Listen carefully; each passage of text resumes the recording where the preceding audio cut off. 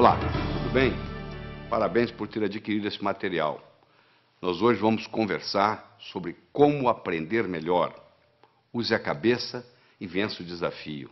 Ou, em outras palavras, como se tornar um profissional na arte de aprender. Porque a gente passa muito tempo da nossa vida estudando. Só que, infelizmente, nós não somos ensinados a como estudar, a como tomar nota em sala de aula, a como memorizar, a como se preparar para a prova, como fazer prova. E cada vez o mundo está ficando mais complexo. O volume de informação hoje dobra no mundo a cada 12 meses. Você imagina, a cada 12 meses nós nos tornamos obsoletos, porque dobra a quantidade de coisa que a gente tem que aprender.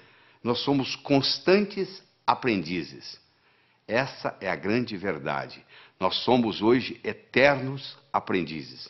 Antigamente a gente se formava, colocava o diploma na parede e vivia às custas dele. Hoje não dá. Hoje a gente tem que estar constantemente aprendendo coisas novas. E não é preciso estar doente para melhorar, não é verdade? Não é preciso ser um estudante medíocre para melhorar. Eu sei que você já é bom, mas você pode ficar melhor ainda. Ficar melhor para quê? Porque à medida que você vai enfrentando os problemas da vida, se você tem problemas e você tem uma capacidade cognitiva de resolver os problemas, na realidade você não tem problemas. Você está apenas vivendo, porque a vida é ter problemas. É só o pessoal que mora no cemitério que não tem problemas.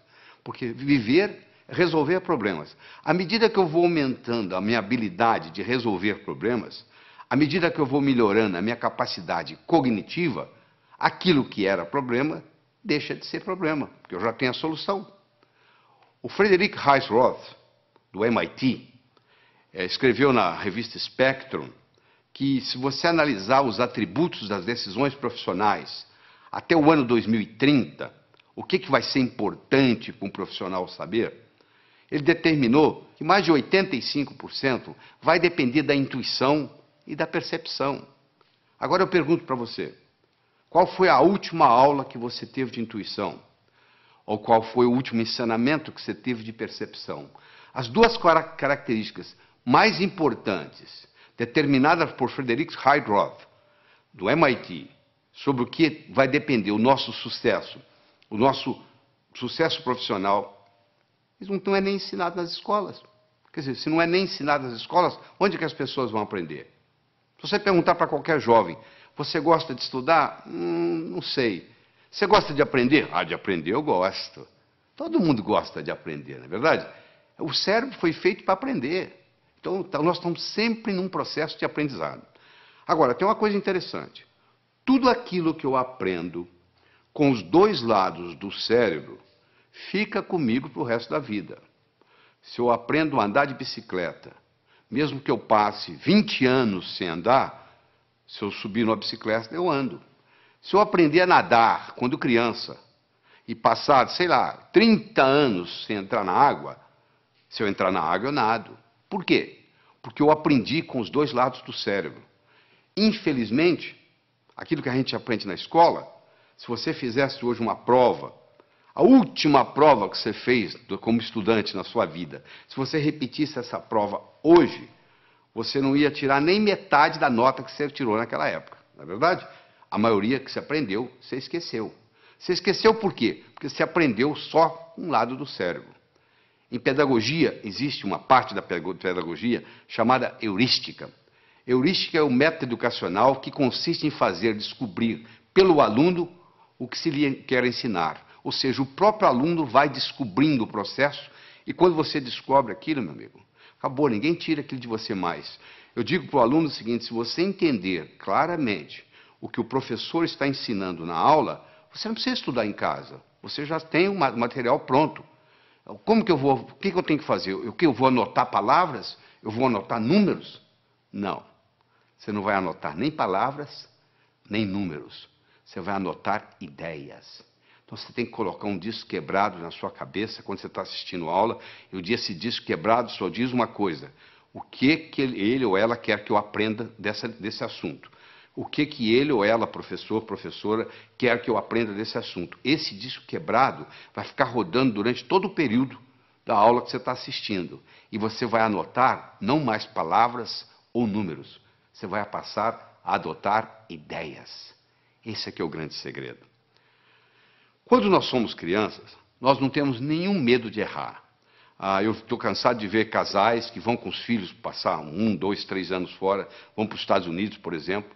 As crianças voltam falando inglês e o pai e a mãe não voltam falando inglês tão bem quanto as crianças. Porque o pai e a mãe ficam naquele negócio. Bom, quando eu estiver falando bem, aí eu vou falar. Só que para falar bem tem que praticar. Como a criança não tem essa dificuldade, ela não tem esse problema, o que acontece? Ela fala. Porque o erro é parte integrante do processo de aprendizado. O erro, quando bem interpretado, é altamente pedagógico. Quando tudo dá certo, você não aprende nada. Agora, quando dá errado, você pode aprender com erro.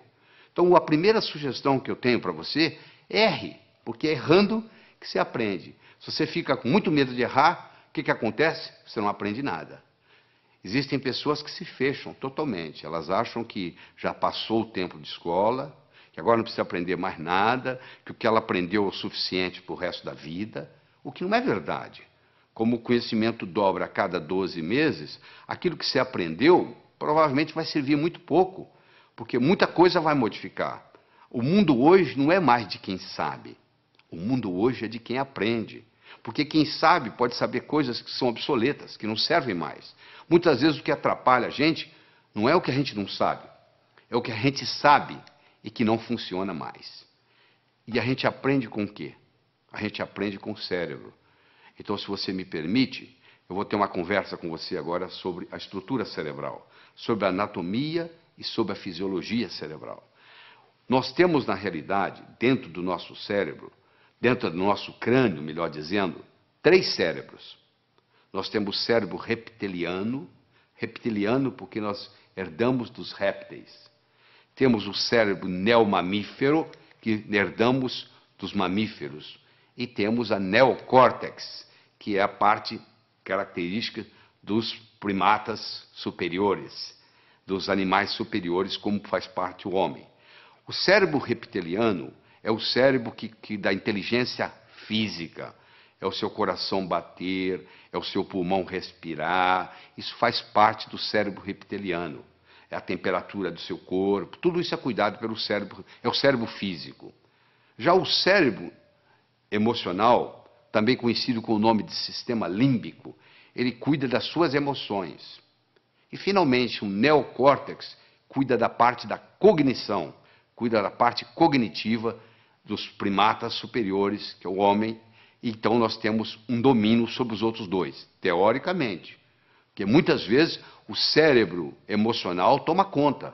É aquele indivíduo tranquilo, que não reage a nada, e, de repente, num trânsito, num dia de movimento, num engarrafamento, ele sai do carro dele e mata alguém.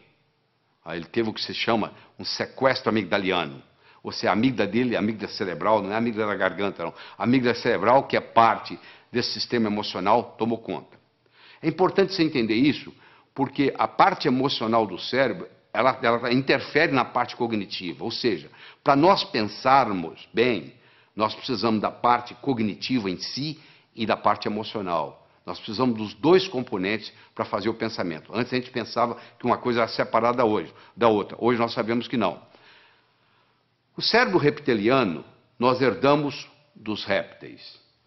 O réptil não tem emoção. Se você tiver um jacaré ou uma serpente como animal de estimação, se você ficar 15 dias fora de casa, ela não vai ficar com saudades. Você não vai chegar e ela vai banar o rabinho como o seu cachorro faz. O seu cachorro não. Se você tem um cachorro, ele já tem uma estrutura límbica. Esse vai sentir saudades. Esse vai ficar alegre na hora que você chega. E o neocórtex, teoricamente, é para controlar tudo isso aí. Teoricamente, para controlar. Às vezes não controla.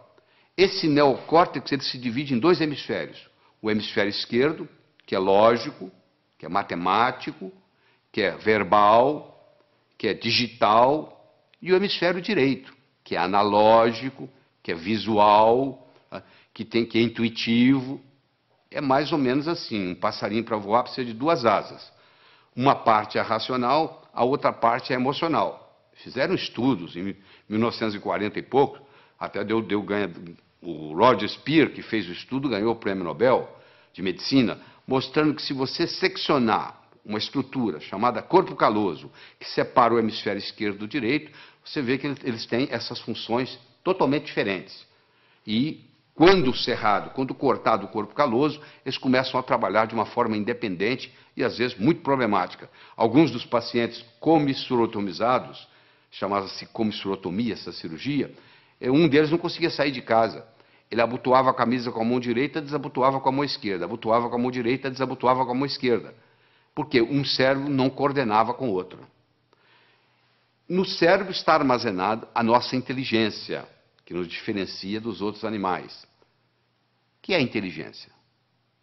Eu estou perguntando para você agora. O que você acha que é inteligência? Qual seria a sua definição de inteligência? Deixa eu lhe dar uma definição de trabalho. Inteligência é a habilidade em fazer distinções, fazendo visível o invisível e, com isso, podendo intervir. Se alguém estiver envenenando a minha água com arsênico e eu não sei, eu vou continuar tomando a água e posso morrer envenenado. Eu só vou parar de tomar a água se eu estiver consciente de que eu estou sendo envenenado. Ou seja, na hora que eu fiz a distinção que eu estava sendo envenenado, que eu parei de beber água. Aquele que pode ver o invisível pode fazer o impossível. O que eu quero dizer com isso? Se eu consigo ver algo que você não consegue, eu consigo fazer algo que você não consegue. Dá uma olhada nessa imagem que está aí na tela. O que é isso aí? Se você nunca leu um livro meu, se você não leu o meu livro Sucesso Não Ocorre Por Acaso, provavelmente você está vendo aí borrões de tinta. Eu vou dizer para você, tem mais que borrões de tinta aí. Aí tem uma vaca, aliás, uma novilha Nelore. Olha aí para você ver. Agora você viu, né? Sabe por que você viu? Porque eu lhe dei o referencial. Você está vendo as orelhas, os olhos, o focinho. Está aí a vaca. Agora que você viu, agora que você tem o referencial, agora eu posso tirar o referencial daí, eu vou tirar, continue olhando para os olhos da vaca. Olha que interessante, agora você consegue ver a vaca. Por que você consegue ver? Porque eu lhe dei um modelo antes de você olhar para a figura. Aí você olhou, você teve o referencial, e aí depois que você teve o referencial, você consegue ver independente do referencial. Ou seja, você ficou mais inteligente para ver essa figura. Você agora vai ver coisa que outros que não estão treinados não são capazes de ver. Howard Gardner, o professor de Harvard, que está lá há muitos anos, desenvolveu o conceito das inteligências múltiplas. Ele começou dizendo que havia pelo menos 7 inteligências, hoje já chega a 9. Eu quero discutir com você aqui as 7 inteligências iniciais de Howard Gardner. A primeira inteligência é a inteligência lógico-matemática, que, em geral, os homens têm um pouco mais desenvolvido que as mulheres. Você deve conhecer vários matemáticos famosos. Me cita algumas matemáticas famosas. Provavelmente você teria dificuldade, não é verdade? Em geral, os homens são mais racionais do que as mulheres. Até as mulheres reclamam. Meu marido é racional demais. Exatamente isso. Eu tive a oportunidade de escrever um livro, Como Passar no Vestibular.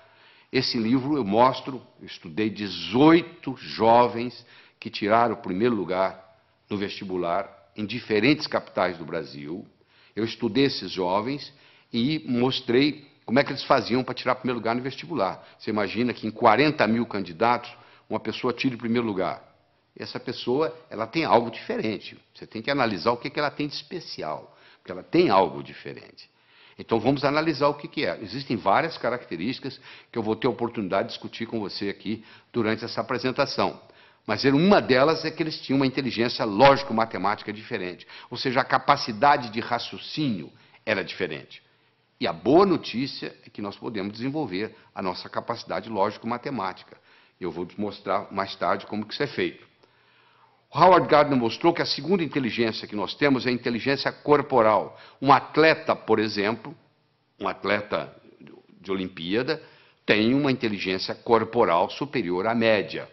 Os homens, em geral, têm uma inteligência corporal superior às mulheres. O recordista de 100 metros, hoje, não é uma mulher, é um homem.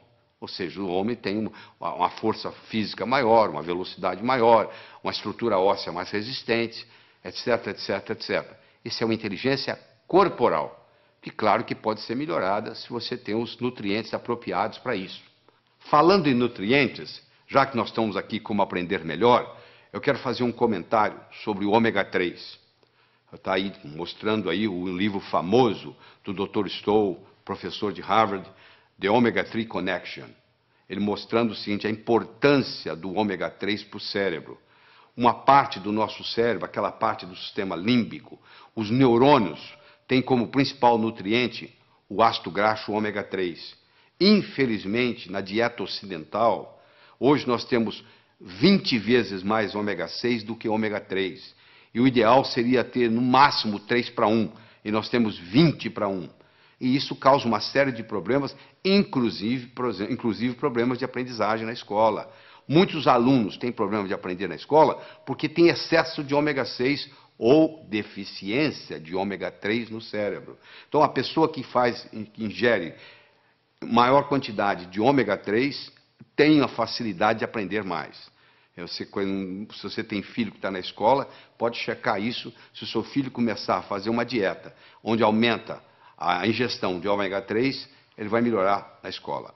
Outra coisa importante sobre alimentação que eu gostaria de conversar com você é o ovo. Existe um mito, nada mais do que um mito, de que o ovo aumenta colesterol. Isso não é verdade. Não existe nenhum trabalho científico mostrando que o ovo aumenta colesterol. O trabalho mais sério que tem sobre ovo, eles pegaram 30 estudantes de medicina de Harvard, deram 25 ovos por dia durante 3 meses, e sabe o que aconteceu com o colesterol? Baixou. O ovo é o segundo alimento mais completo.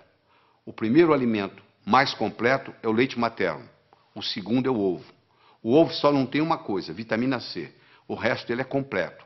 Então, se você quer melhorar a sua capacidade de aprender, passe a fazer um uso mais frequente de ovos. Claro que se você fritar o ovo, o que vai causar problema não é o ovo em si, mas a fritura. Então, se você ingerir um ovo frito, se causar algum problema, não é por causa do ovo. Não culpe o ovo. Não tem nada a ver com o ovo, é a gordura que você está fritando. E eu gostaria de, en passant, fazer um comentário aqui, que hoje existem as chamadas smart drugs. Existem hoje medicamentos, claro que você tem que procurar seu médico, conversar com seu médico sobre isso, mas existem hoje medicamentos que são capazes de ajudar a aumentar a inteligência. Hoje, com a neurociência, mostrou-se vários nutrientes cerebrais que podem aumentar a inteligência, a capacidade de raciocínio, a concentração. Tudo isso pode ser feito, claro que tem que ser feito sob orientação médica. Eu não vou citar aqui nenhum medicamento, você procura o seu médico, conversa e diz, ó, fiquei sabendo que existe uma coisa chamada smart drugs. Ou melhor, entra na internet, entra no Google e digita lá smart drugs, que você vai ver que existe uma série de ingredientes, hoje específicos, para você aumentar a sua capacidade cerebral, fazer prevenção de Alzheimer, e etc, etc, etc. Bom, vamos voltar aqui à nossa inteligência. Nós já falamos de inteligência lógico-matemática, já falamos de inteligência corporal. Eu gostaria agora de falar de duas que, reunidas, formam o que se chama inteligência emocional, que é a intrapessoal, que é de você para com você, e a interpessoal, que é de você para com os outros, ou seja, a sua inteligência comunicativa. A inteligência intrapessoal feminina é superior à inteligência intrapessoal masculina. As mulheres têm uma intuição superior aos homens, as mulheres têm uma percepção superior aos homens, as mulheres têm uma vida intrapessoal mais rica do que nós homens. Isso está provado. As mulheres também têm uma inteligência interpessoal superior, ou seja, a capacidade de se comunicar, por várias razões. Primeiro que desde criança, para obter o que querem junto aos irmãos mais fortes fisicamente, elas já tinham a capacidade de persuasão. E segundo que elas têm uma inteligência linguística superior aos homens. Uma menina de 3 anos tem um vocabulário muito superior a um menino de 3 anos. Ou seja, as mulheres têm uma inteligência linguística, e isso superior aos homens, e isso facilita no processo da comunicação. A próxima inteligência é a inteligência musical, que é mais ou menos equilibrada entre homem e mulher. E, finalmente, a sétima inteligência que eu quero mencionar aqui é a inteligência espacial, que o homem tem superior à mulher. A mulher ficava na caverna, o homem ia trabalhar. De metrô? Não. De ônibus? Não. Ele ia andando. Onde que era o escritório dele? Na selva. Ele ia caçar. Todo dia no mesmo lugar? Não. Um dia ia para o norte, outro para o sul, outro para o leste, outro para o oeste. E de noite ele tinha que voltar para casa. E ele tinha que sair fora dos inimigos, ele tinha que tomar cuidado para não confundir a caverna dele com a dos outros. Então ele desenvolveu esse senso espacial. Tanto é que quando o seu marido vai passear com você de carro e ele se perde, e você diz para ele assim, ô bem, para ali no posto e pergunta. Ele fala, não, eu sei onde eu estou. Até que ele se dá conta que ele não sabe. Aí ele fala o seguinte, eu vou parar e você pergunta, tá? Porque é uma vergonha o homem não saber voltar para a caverna. Então nós conversamos até agora sobre as 7 primeiras inteligências de Howard Gardner. A lógico-matemática, a corporal, a intrapessoal, a interpessoal, a linguística, a musical e a espacial. Agora eu quero conversar com você sobre como você aumenta essas inteligências. No processo de aprender, tem 3 modos básicos. Ou a gente aprende olhando, ou a gente aprende escutando, ou a gente aprende fazendo. Nem todo mundo aprende do mesmo modo. Tem pessoas que são visuais. Bate o olho, está resolvido. Tem pessoas que são auditivas, só precisa escutar. E tem pessoas que precisam fazer. Então você pergunta assim, tomar nota em sala de aula é bom ou ruim? Eu falo, depende do seu tipo de aprender. Se você é o tipo sinestésico de aprender, tomar nota em sala de aula vai te fazer uma diferença enorme, porque você tem que estar anotando. Agora, se você é do tipo visual ou do tipo auditivo, já não faz muita diferença. Olha que interessante. Às vezes uma família tem uma criança, um filho, todo mundo na família sabe que aquela criança é super inteligente. E a criança não se dá bem na escola. E vem reclamações, etc. e tal. E aí eles acham que essa criança tem o que se chama de learning disability. Ou seja, tem uma dificuldade de aprendizagem. Só que essa criança, muitas vezes, ela é sinestésica. E o sistema ensinado na escola, em geral, é audiovisual. O professor, a professora, o que fala, escreve lá no quadro. E essa criança é inquieta, porque ela tem que fazer, ela é sinestésica. E ela não aprende. Não é porque ela não tem a capacidade de aprender, é porque o sistema de ensino não está apropriado a ela. Não é uma learning disability, é sim uma teaching disability. Esses que não estão sabendo ensinar. Existem testes, você pode fazer teste, eu tenho livros sobre a comunicação global, no último capítulo tem um teste, você pode olhar, você faz um teste em 10, 15 minutos, você tem uma ideia, se você é mais visual, se você é mais auditivo, se você é mais sinestésico.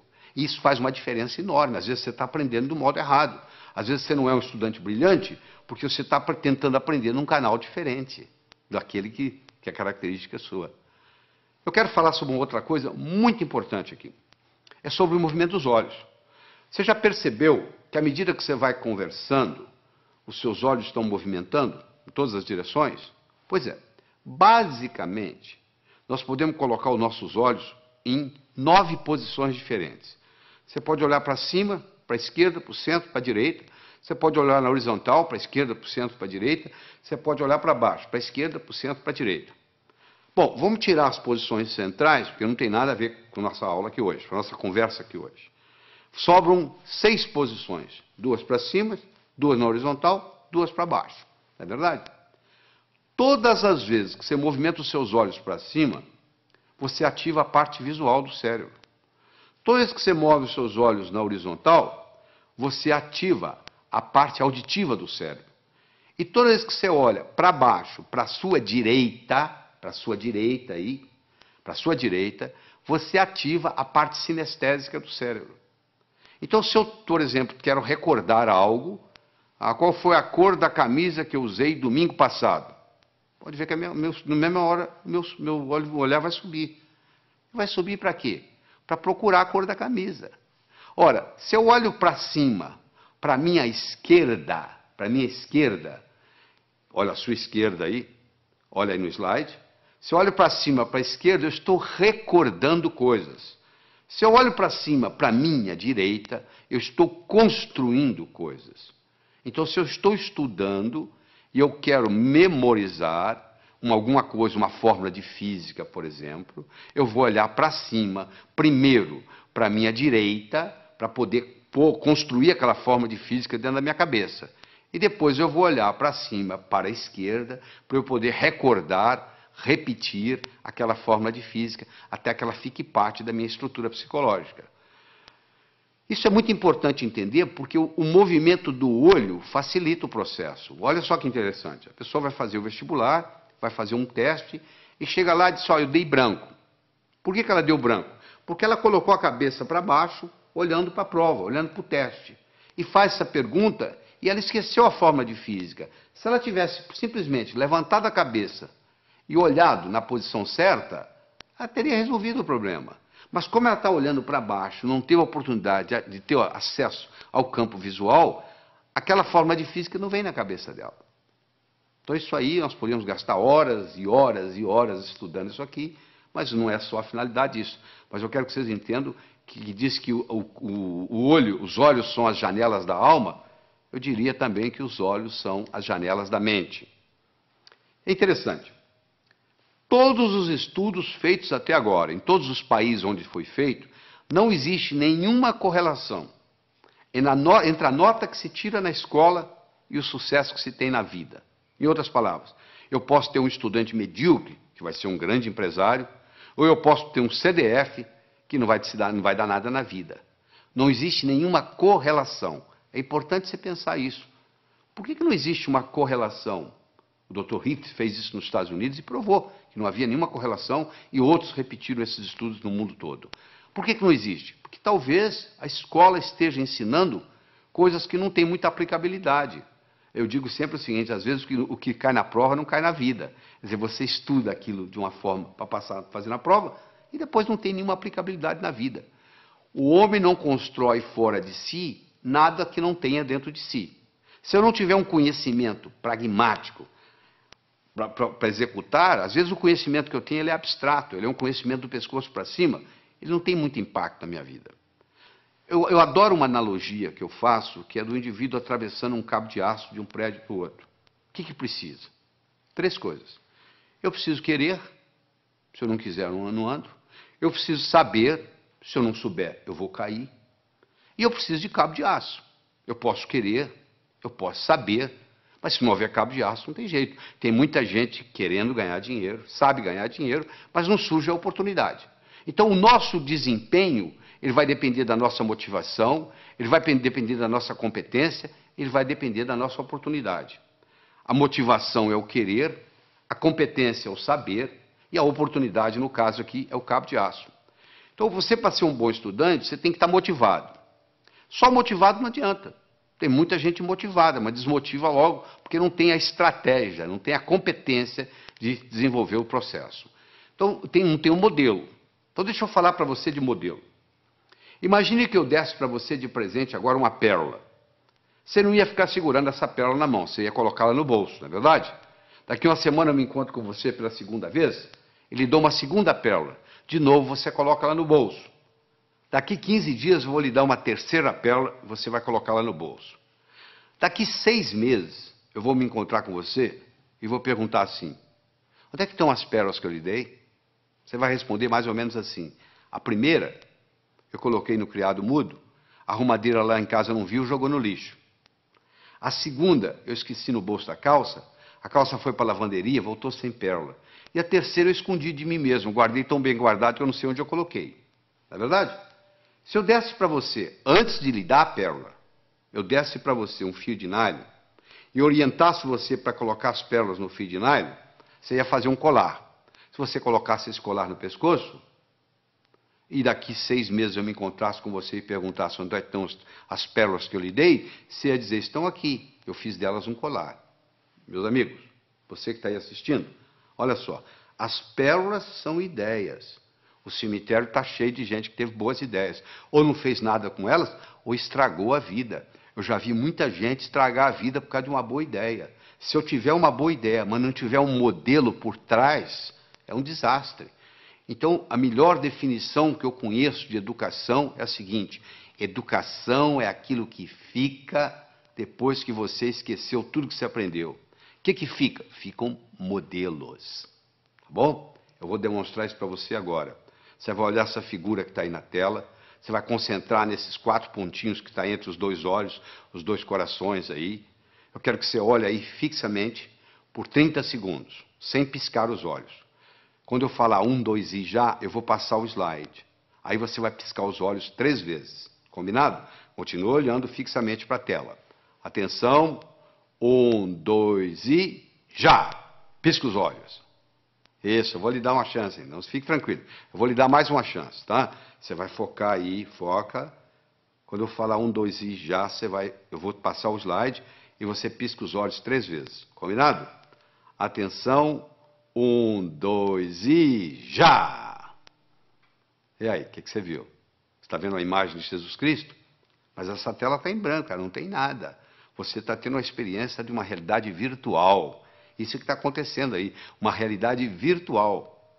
Mas se você não tivesse visto antes esse slide, você não ia ver essa realidade virtual. Ou seja, eu tive que primeiro criar no seu cérebro um modelo de contraste para depois você poder ver isso. Entendeu como é que funciona a coisa? Então, quando eu tenho um modelo, fica fácil eu identificar. Eu vou confirmar isso agora com você. Escolha qualquer número, pode escolher o que você quiser. Pega um papel, uma caneta para você fazer esse exercício, se for o caso. Eu quero que você escolha qualquer número entre 17 e 77. Quero que você acrescente 7 a esse número. Acrescentou? Muito bem. Eu quero que você multiplique a soma por 2. Então você vai escolher um número entre 17 e 77, você vai acrescentar 7, você vai multiplicar a soma por 2, dessa soma você vai subtrair 4. Aí agora você divide o resultado por 2. Então você escolheu o número, você acrescentou 7, você multiplicou a soma por 2, você subtraiu 4 e você dividiu o resultado por 2. Agora você subtrai o número original. Subtraiu? Pois é, você sabe qual é o resultado? Não precisa falar não que eu já sei. 5. Sabe por que eu sei? Porque eu criei um algoritmo cujo resultado dá 5. Você quer ver? Olha só, eu criei um algoritmo assim. Você escolhe um número X, você acrescenta 7 a esse número, tá certo? Aí você pega esse resultado, x mais 7, multiplica por 2, dá 2x mais 14. Você pega esse 2x mais 14, você tira 4, dá 2x mais 10. Você pega esse 2x mais 10, divide por 2, dá x mais 5. Você tira o número original, que é x, o que sobra? 5. Não é mágica, não, isso é tecnologia. O resultado vai dar 5, não tem nenhuma dúvida. Então, eu criei um algoritmo cujo resultado é 5. Do mesmo modo que eu posso criar um algoritmo para ter sucesso profissional, e o resultado vai ser sucesso. Então, quando eu tenho um algoritmo, quando eu tenho um programa testado, e eu coloco aquilo na minha estrutura psicológica, o resultado é muito simples. Quer ver? Eu vou fazer mais um teste com você. Eu quero que você conte quantos triângulos você consegue ver nessa figura. Eu sei que tem triângulos aí, os mais variados. Ó. Tem o triângulo AG, AGB, tem o BHC, e assim vai. Se nós pudéssemos ficar aqui uma meia hora conversando, você ia começar a descobrir triângulos para cá. Você diz, peraí, tem um triângulo aqui que é o ADB que eu não contei. Ih, peraí, tem o AEB. Olha, vai aparecendo, vai aparecendo, vai aparecendo. E eu quero saber se hoje o salário seu desse mês depende de você descobrir quantos triângulos tem aí. E eu vou obter resultados diferentes, dependendo do aluno que tiver, ou quem estiver fazendo isso. Mas se eu lhe der um modelo que eu vou dar agora, olha só que bonito. Nós temos 10 triângulos simples. Olha lá, o triângulo AGB, BHC, CHI, CID, DIJ, DJE, EJF, EFA, AFG e chega no AGB. Ou seja, você conta, tem 10 triângulos simples. Muito bem. Tem 10 triângulos duplos. O que é triângulo duplo? Eu tenho um triângulo que é o AHB, que é um triângulo duplo, ele tem 2 dentro dele. Eu tenho um triângulo que é AFB, ele também é duplo. Em cada base eu tenho duplos. Se eu tenho 5 bases, 5 vezes 2, 10, eu tenho 10 triângulos duplos. Eu tinha 10 triângulos simples, agora eu tenho 10 triângulos duplos. Eu tenho 5 triângulos grandes, como o ADB, como o BEC. E assim vai, você vai como CAD, são triângulos grandes, são 5. Então eu tinha 10, com mais 10, 20, com mais 5, 25. Eu agora tenho os chamados triângulos triplos. O ABC é um triângulo triplo. O BCD é um triângulo triplo. E cada triângulo triplo, no seu oposto, ele tem um outro triângulo. O triângulo triplo ABC tem o AJC, olha aí. O triângulo triplo BCD tem o BFD. Isso, como eu tenho 5, 5, 10.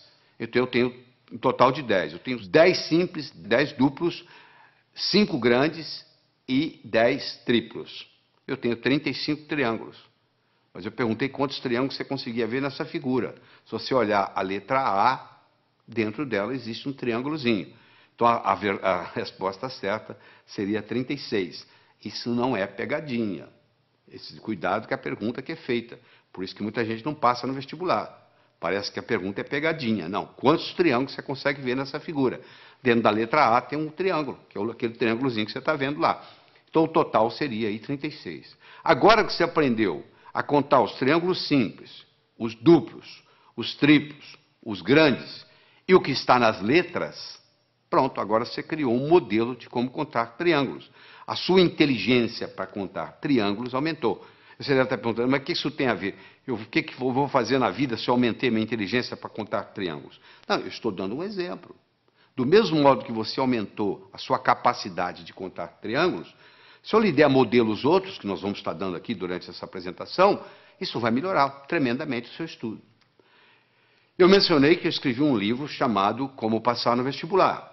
Esse livro foi fruto de um trabalho onde eu trouxe a São Paulo 18 jovens que tiraram o primeiro lugar no vestibular em diferentes capitais do Brasil. Eu trouxe 19 professores de cursinho, com pelo menos 15 anos ensinando gente a passar no vestibular, e vários vestibulandos, primeiro aluno de turma de grandes cursinhos em São Paulo. Durante 12 horas, nós respondemos apenas uma pergunta. O que faz um jovem passar em primeiro lugar no vestibular?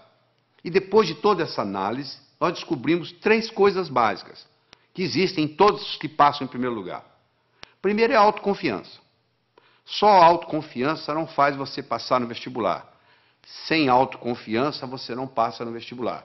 Então, nós vamos ensinar a desenvolver a autoconfiança. Isso é importante. Aquele branco que dá na prova, muitas vezes, é falta de autoconfiança. Então, a autoconfiança é fundamental. Todos esses jovens que passaram em primeiro lugar no vestibular tinham confiança de que iam passar no vestibular. Essa é a primeira coisa. Segundo, todos eles tinham motivação para estudar. O vestibular não era um obstáculo, era uma etapa. Porque a visão deles estava lá na frente. O que eles iam fazer depois de formado? Eles já estavam pensando lá na frente.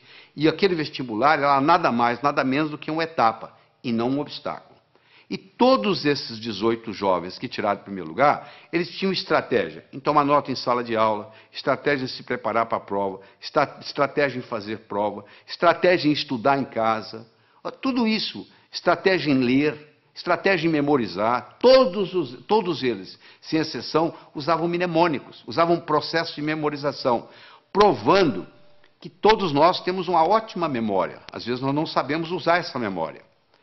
A Helen Keller, que, como você sabe, era surda, era cega, e etc, etc, etc, e acabou sendo uma grande escritora, eu recomendo você ler a biografia de Helen Keller, que é fabulosa, ela tinha uma frase famosa que ela dizia assim: jamais alguém concordará em rastejar se sentir um impulso para voar. Todo ser humano tem um impulso para crescer, faz parte do espírito humano. A pessoa nunca chega e fala, eu quero piorar. Todo mundo está querendo melhorar, não é verdade? Você, eu, todos nós estamos querendo melhorar. Agora, que infelizmente, uma pequena minoria consegue isso, que a maioria navega na vida, a deriva. Por quê? Porque lá na escola, o professor não soube ensinar a pessoa como estudar. Porque já que você vai estudar tantos anos, já que você vai depender de tudo isso, da leitura, tanto tempo, nós brasileiros lemos numa velocidade muito lenta. Nós temos um problema muito grande com leitura. E eu vou ter a oportunidade de discutir isso aqui com você. Mas deixa eu começar a desenvolver com você a inteligência lógico-matemática. Então eu tenho um probleminha aí, olha que bonito. 9 executivos se encontram para a discussão de um projeto. Antes da reunião se iniciar, eles se cumprimentam, cada um apertando a mão de todos os outros. Eu quero saber quantos apertos de mão ocorreram. Esse é um problema simples que já caiu no vestibular. É uma coisa simples. Você tem 9 executivos, cada um vai apertar a mão do outro, e eu quero saber quantos apertos de mão. Por onde você começa? Bom, então vamos ver? Coloque-se lá dentro. Você é um deles. Ora, se são 9, você é um dos 9. Você não vai apertar a mão de você mesmo. Você vai apertar a mão de 8. Não é verdade? Ora, se você vai apertar a mão de 8, cada um vai apertar a mão de 8.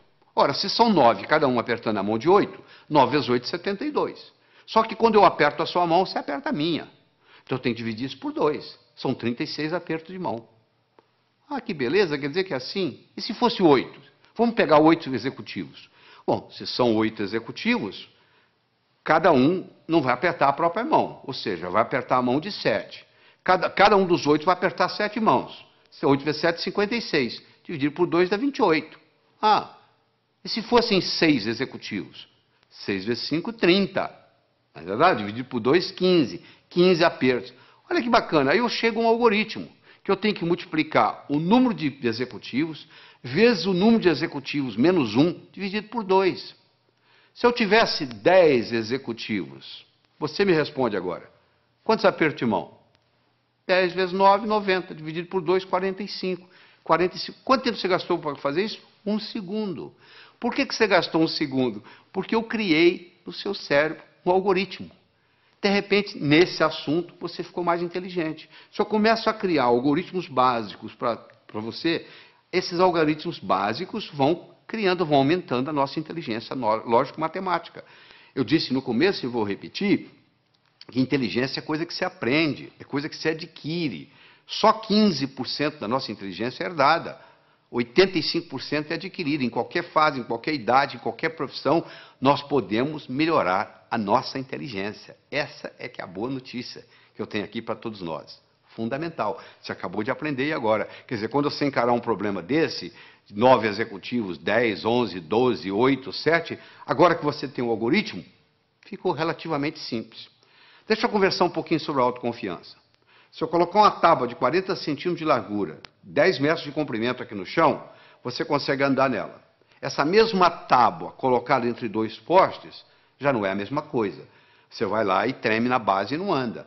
Fazer a prova sozinho em casa é uma coisa. Fazê-la no dia do teste, no dia do concurso, no dia do vestibular, é outra coisa muito diferente. É mais ou menos assim, em casa eu estou andando com a tábua no solo. E lá no dia eu estou andando com a tábua lá em cima. Então tem muita gente que se assusta, porque quando chega na hora do teste, chega na hora da prova, chega na hora do vestibular, chega na hora do concurso público, treme na base. Porque é como se estivesse andando na tábua lá em cima. Então essa parte é muito importante. No atletismo é a mesma coisa. Às vezes o jogador perde o jogo, às vezes o time perde o jogo, porque o jogador não tem autoconfiança. Ele teve uma briga com a namorada, entra em campo psicologicamente mal, cai o nível de rendimento, faz uma besteira, e ali começa aquela história, e dali para frente você já viu o que acontece. Então é muito importante nós entendermos esse aspecto. Deixa eu dar só um exemplozinho. Vamos imaginar que você gosta de futebol, tá? Que você está domingo à tarde assistindo uma partida de futebol. E o seu time, fizeram um pênalti contra o seu time, e o atacante principal do seu time vai bater o pênalti. E ele bate o pênalti, só que a bola pega na trave. Se você observar esse atacante, nos próximos 10 minutos, ele joga mal. Por que ele joga mal? Porque ele fica ruminando aquilo, poxa, perdi uma oportunidade de fazer meu time ganhar, poxa, perdi o pênalti. Então, até ele se recuperar daquilo, leva um tempo. Imagina você está fazendo uma prova de 80 perguntas. Você tem 4 horas para terminar a prova. Você encara o primeiro problema. Você fica 7, 8 minutos no problema e não consegue resolver. Sabe como é que a sua autoestima faz? Vai lá no pé. Pronto, a sua autoconfiança acabou. O resto da prova você já não tem o mesmo desempenho mental. Olha que interessante. Para fazer prova existe estratégia. Você quer estratégia? Você lembra quando você era criança, você jogava vareta? Soltava as varetas na mesa? Qual que você pegava primeiro? A mais fácil. E depois? A mais fácil. E depois? A mais fácil. Você não ia buscando a mais fácil? Então, na prova é a mesma coisa. Você tem que pegar a prova e dividir ela em questões A, B e C. A são aquelas perguntas que você sabe responder. B são aquelas que você sabe responder, mas que vai dar um pouco de trabalho. E C são aquelas que você não sabe se vai responder. Você responde às A's, marca as B's e pula as C's. Aí quando você terminar as A's, você já fez bastante ponto, a sua autoestima já está elevada, você vai e resolve as B's. Se sobrar tempo, você vai encarar as C's. E se não der, você então entra com a estratégia de chutar. Você entendeu? Mas é uma estratégia simples, é a estratégia de jogar vareta. Mas uma pessoa que não tem essa estratégia simples na cabeça, Ela encara uma prova, um concurso, ela pensa que tem que responder na ordem, 1, 2, 3, 4, 5, 6. Por azar, ela pega uma pergunta que é difícil para ela, que ela não sabe a resposta, e ela perde ali 6, 7, 8 minutos e sai dali desanimada, já a autoestima já lá embaixo. Olha o impacto que tem. Uma explicação simples dessa, olha a contribuição que faz para você, olha a diferença que isso faz. Vamos continuar no nosso processo lógico-matemático? Então eu tenho mais um probleminha para você. Olha aí. Um comerciante comprou uma cadeira por $70. Vendeu-a logo em seguida por 80. Comprou de volta a mesma cadeira por 90 e vendeu-a novamente por 100. Quanto foi o lucro dele nessa transação? Então ele comprou a cadeira por 70, vendeu por 80. Comprou a mesma cadeira por 90, vendeu por 100. Eu agora vou dar um tempinho para você. Você vai ter que me responder aí o que você acha. Quanto que ele ganhou ou perdeu nessa transação. Primeiro você vai decidir se ele ganhou ou se ele perdeu. E quanto foi?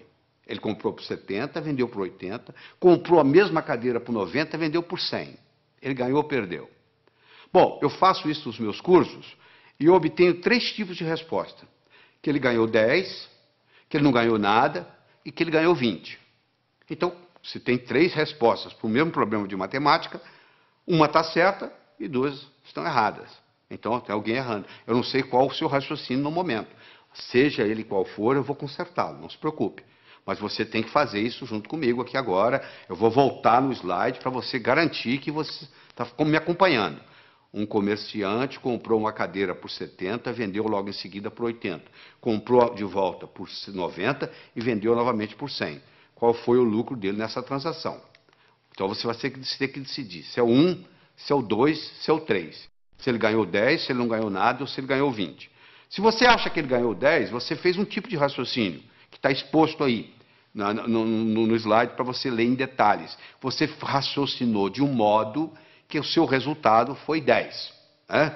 Você acompanha aí o raciocínio na tela aí, foi o raciocínio que você fez. O comerciante comprou uma cadeira por 70, vendeu por 80, teve um lucro de 10. Ele comprou novamente a cadeira por 90, após ter vendido por 80, perdendo, portanto, os 10 que ele ganhou. E ele então vendeu por 100, após ter comprado por 90. Portanto, o lucro foi de 10. Esse é o raciocínio de quem acha que é 10. Tem gente que pensa diferente, tem gente que pensa que não houve lucro. Ele pensa que se ele vendeu por 80, após ter comprado por 70, ele ganhou 10. Ele então perdeu 20, comprando-a de volta pelos 90, que originalmente ele tinha comprado por 70, ele perdeu 20. Ele então ganha 10 vendendo por 100, e, portanto, ele chega à conclusão que ele não ganhou nada. Então, esse é o que diz que ele não ganhou nada. E tem aquele seguinte, olha só. Se ele comprou a cadeira por 70 na primeira vez e comprou por 90 na segunda, ele desembolsou 160 no total, não foi? Se ele vendeu a primeira vez por 80 e vendeu a segunda por 100, ele, na realidade, recebeu 180. Ora, se ele desembolsou 60 e desembolsou 160 e recebeu 180, quanto que ele ganhou? Ele ganhou 20. É só você imaginar que você tem um bolso para comprar e um bolso para vender. O que sai e o que entra. Olha que interessante. Se eu tivesse dito para você assim, um comerciante comprou uma cadeira por 70, vendeu por 80. No mesmo dia ele comprou um relógio por 90, vendeu por 100. Quanto que ele ganhou? Você não teria nenhum problema em responder. Ele ganhou 10 da cadeira, ganhou 10 do relógio, ganhou 20. Como eu falei que era a mesma cadeira, eu já compliquei a sua vida. Olha o que a linguagem faz na vida da gente. A linguagem pode facilitar o nosso processo ou pode complicar o nosso processo. Você acabou se complicando apenas por um processo linguístico. Isso é um problema de vestibular, caiu em vestibular já justamente confundindo, parecendo uma pegadinha. Na realidade, não é pegadinha. Isso aí é para mostrar o raciocínio e mostrar a influência que tem. Então, uma pessoa pode muito bem melhorar sua capacidade de raciocínio. Eu tenho aqui 4 pilares do raciocínio. Um eu chamo de passo a passo, o outro eu chamo de visualização, o outro eu chamo de reformulação e o outro eu chamo de exclusão. Esses são os 4 pilares. Quando eu ensino para a pessoa a trabalhar com esses 4 pilares, essa pessoa automaticamente melhora a sua inteligência lógico-matemática. Então vamos fazer o seguinte, vamos começar com passo a passo. Eu tenho as seguintes cores. Eu gosto do laranja mais do que eu gosto do vermelho. Eu gosto do verde menos do que eu gosto do azul. Eu gosto do azul menos do que eu gosto do anil. Eu gosto do vermelho menos do que eu gosto do violeta. Eu gosto do verde mais do que eu gosto do amarelo. Eu gosto do violeta mais do que eu gosto do anil. E eu gosto do laranja menos do que eu gosto do amarelo. Qual a minha cor favorita? Olha que eu tenho aqui só 7 cores. Imagine se eu tivesse 70 e fizesse esse raciocínio. Olha onde que você chegaria. Você pode começar a trabalhar nisso aí, se você vai ficar, tem gente que leva meia hora, 1 hora, e não consegue chegar à conclusão, porque não pegou o modelo ainda. Eu vou lhe ensinar o modelo, você vai resolver isso em 10 segundos. Porque é muito simples, olha como é que o modelo é simples. A primeira está escrita assim, eu gosto do laranja mais do que do vermelho. Então laranja passa a ser a minha cor favorita. Eu vou procurar onde é que tem laranja. Vai lá no 7 tem laranja. Lá está dizendo que eu gosto mais do amarelo do que do laranja. O amarelo passa a ser a minha cor favorita. Eu vou procurar onde tem amarelo. Eu vou lá no 5, tem amarelo. Eu gosto do verde mais do que do amarelo. O verde passou a ser a minha cor favorita. Vai lá no 2, onde está o verde. Olha lá. Eu gosto do verde menos do que do azul. O azul passou a ser a minha cor favorita. Eu vou onde tem azul. Eu vou lá no 3, tem azul. Eu gosto do azul menos do que eu gosto do anil. Anil passou a ser a minha cor favorita. Eu vou lá no 6, olha lá. Eu gosto de violeta mais do que eu gosto de anil. Violeta passou a ser a minha cor favorita. Eu vou lá no 4, onde tem violeta, e confirmo. O violeta gosto mais do que o vermelho. Com a conclusão que eu cheguei, a minha cor favorita é o violeta. Olha que bacana. Na hora que eu criei esse esquema, pronto, agora ficou fácil. Eu tenho um modelo. Sabe por quê? Eu aprendi a pensar passo a passo. Esse é um jeito. É aprender a pensar passo a passo. Você já deve ter aprendido o teorema de Pitágoras, né? O quadrado da hipotenusa é igual à soma dos quadrados dos catetos. Se a minha hipotenusa é 5, que no caso aí é o A, o quadrado de um dos catetos é 4, 4 vezes 4, 16, do outro é 3, 3 vezes 3, 9, 16 e 9, 25, o quadrado de 5 é 25. Não é isso? E daí? O que eu vou fazer com esse? O quadrado da hipotenusa é igual à soma dos quadrados dos catetos. O que isso vai ter? A aplicabilidade que isso vai ter na minha vida? Olha aí na figura. Você está vendo aí? Está aí a hipotenusa, que são 25 quadrados. Um cateto, que é o B, é 4, dá 16 quadrados. O outro é 3, dá 9. 16 e 9, 25. Se eu estou numa arquitetura, numa construção, eu quero construir 2 salões que correspondem a um terceiro. Olha aí, se eu uso isso aí, está resolvido o problema. Olha a aplicabilidade que isso tem. Agora que você visualizou, você entendeu a aplicabilidade, agora você tem motivação para aprender. Então, uma coisa é o passo a passo, outra coisa é a visualização. O terceiro pilar do pensamento é a reformulação. Quanto que é 2/3 de uma metade? Você sabe? 2/3 de uma metade. Metade de 2/3 é 1/3. Então, você reformulou, mudou a ordem e resolveu. Às vezes você não resolve o problema porque você não está sabendo reformulá-lo. Você reformulou, você está numa prova, reformula o problema. Às vezes você não resolve daquele jeito. Você tem dificuldade em dizer quanto é 2/3 de uma metade, mas você não tem dificuldade em dizer quanto que é metade de 2/3. Falou? E, finalmente, nós vamos conversar sobre o pilar da exclusão. Eu tenho aqui um probleminha muito simples. Você vai pegar os números 1, 2, 3, 4, 5, 6, 7, 8, 9. Vai colocar nesses 9 quadrados que estão aí. De tal forma que, se eu somar na horizontal, somar na vertical ou somar na diagonal, tem que dar 15. Não interessa como eu somar, tem que dar 15. Poxa, complicado? Não, não é complicado. Quer ver como é simples? Primeiro, qual que é o quadrado mais importante? O do meio. Porque ele participa da vertical, ele participa da horizontal, ele participa da diagonal. Ele é o que mais participa de tudo. Então, se eu resolver esse problema aí, eu resolvo praticamente 90% do problema. Qual o número que eu vou colocar aí? Eu não posso colocar o 1. Porque se eu colocar o 1, vai ter um lugar que vai ter 2, 1 e 2, 3, para 15, 12. Eu não tenho 12. Eu não posso colocar 1, não posso colocar o 2, porque o 2 também vai ter um lugar que tem 1. Eu não posso colocar o 3. Por que eu não posso colocar o 3? Porque se eu colocar o 3 aí, vai ter um lugar que tem 1. 3 e 1, 4. Para 15, 11. Eu não tenho 11. Eu não posso colocar o 4, porque se eu colocar o 4 aí, vai ter um lugar que vai ter 1. São 5.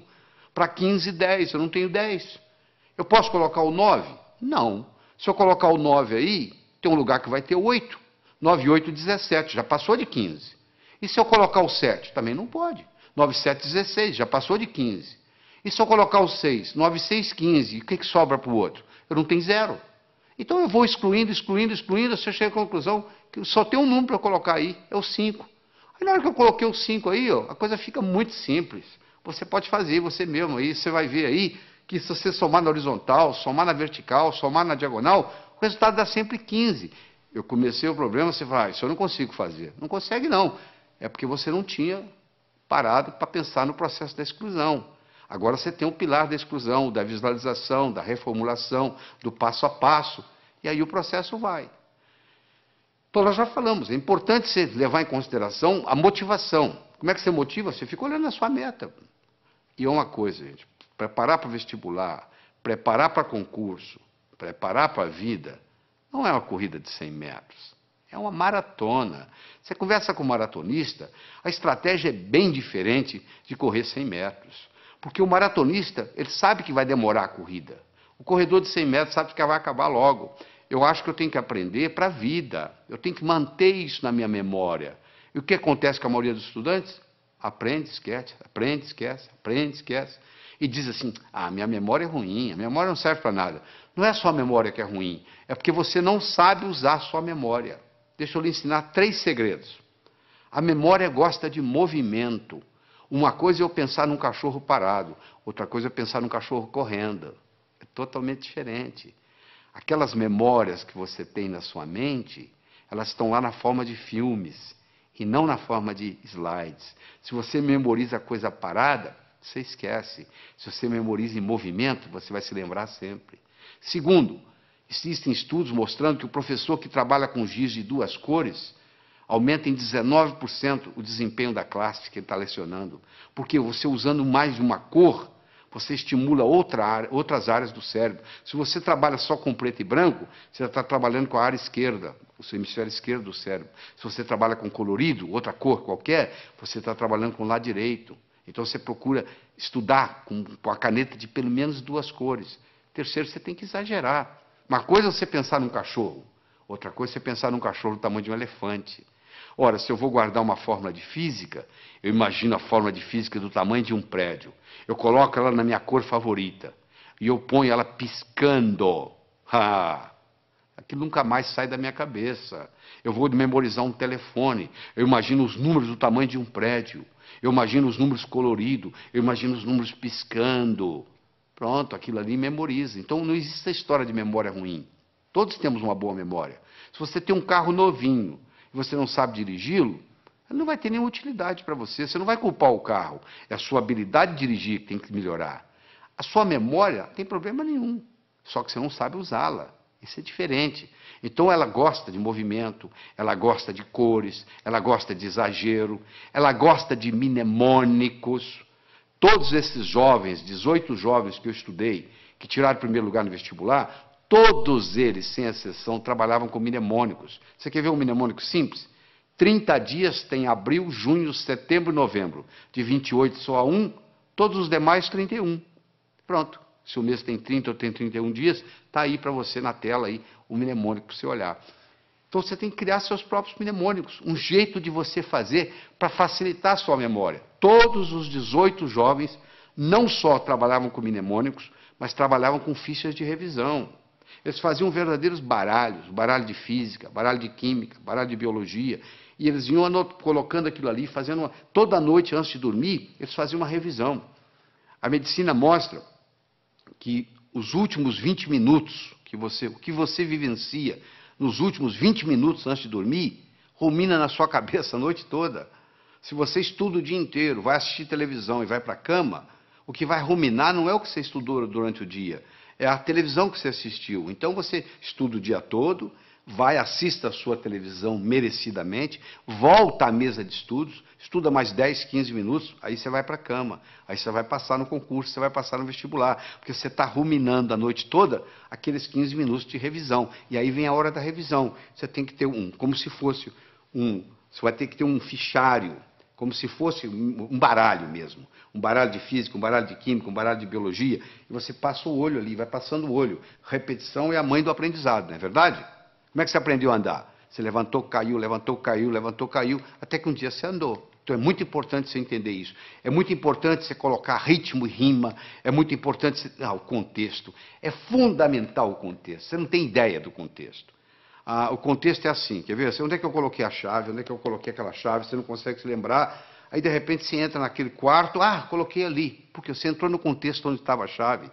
Ora, se eu estou lá na prova, eu estou tentando lembrar aquela fórmula de física, eu não consigo lembrar a fórmula de física, não consigo me lembrar, aí eu fecho os olhos, me transporto para a minha mesa de estudos, lá onde eu estudei aquela fórmula, de repente vem na cabeça. Isso é um truque espetacular para a memória. E outra coisa importante é a respiração ajudando na memorização. Nós desenvolvemos uma respiração que eu digo assim, inspire em 4, segure em 4, solte em 4. Por quê?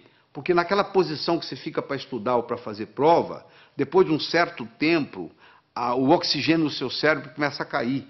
E você sabe que o cérebro ele exige oxigênio e glicose para funcionar. São os dois combustíveis que o cérebro usa. Faltou oxigênio, o desempenho não é o mesmo. Faltou glicose, o desempenho não é o mesmo.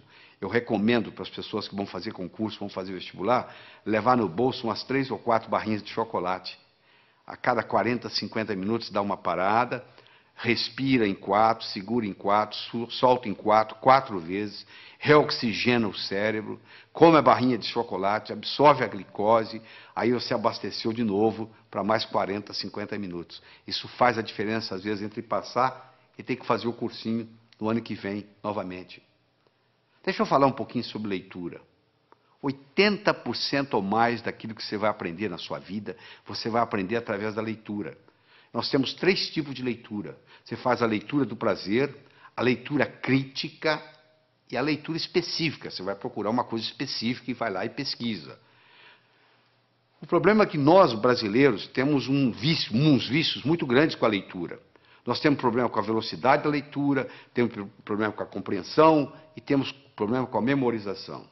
Essas 3 coisas estão juntas: velocidade, compreensão e memorização daquilo que lemos. Então, deixa eu mostrar uma coisa. Primeiro, a gente aprende a ler palavra por palavra, não é verdade?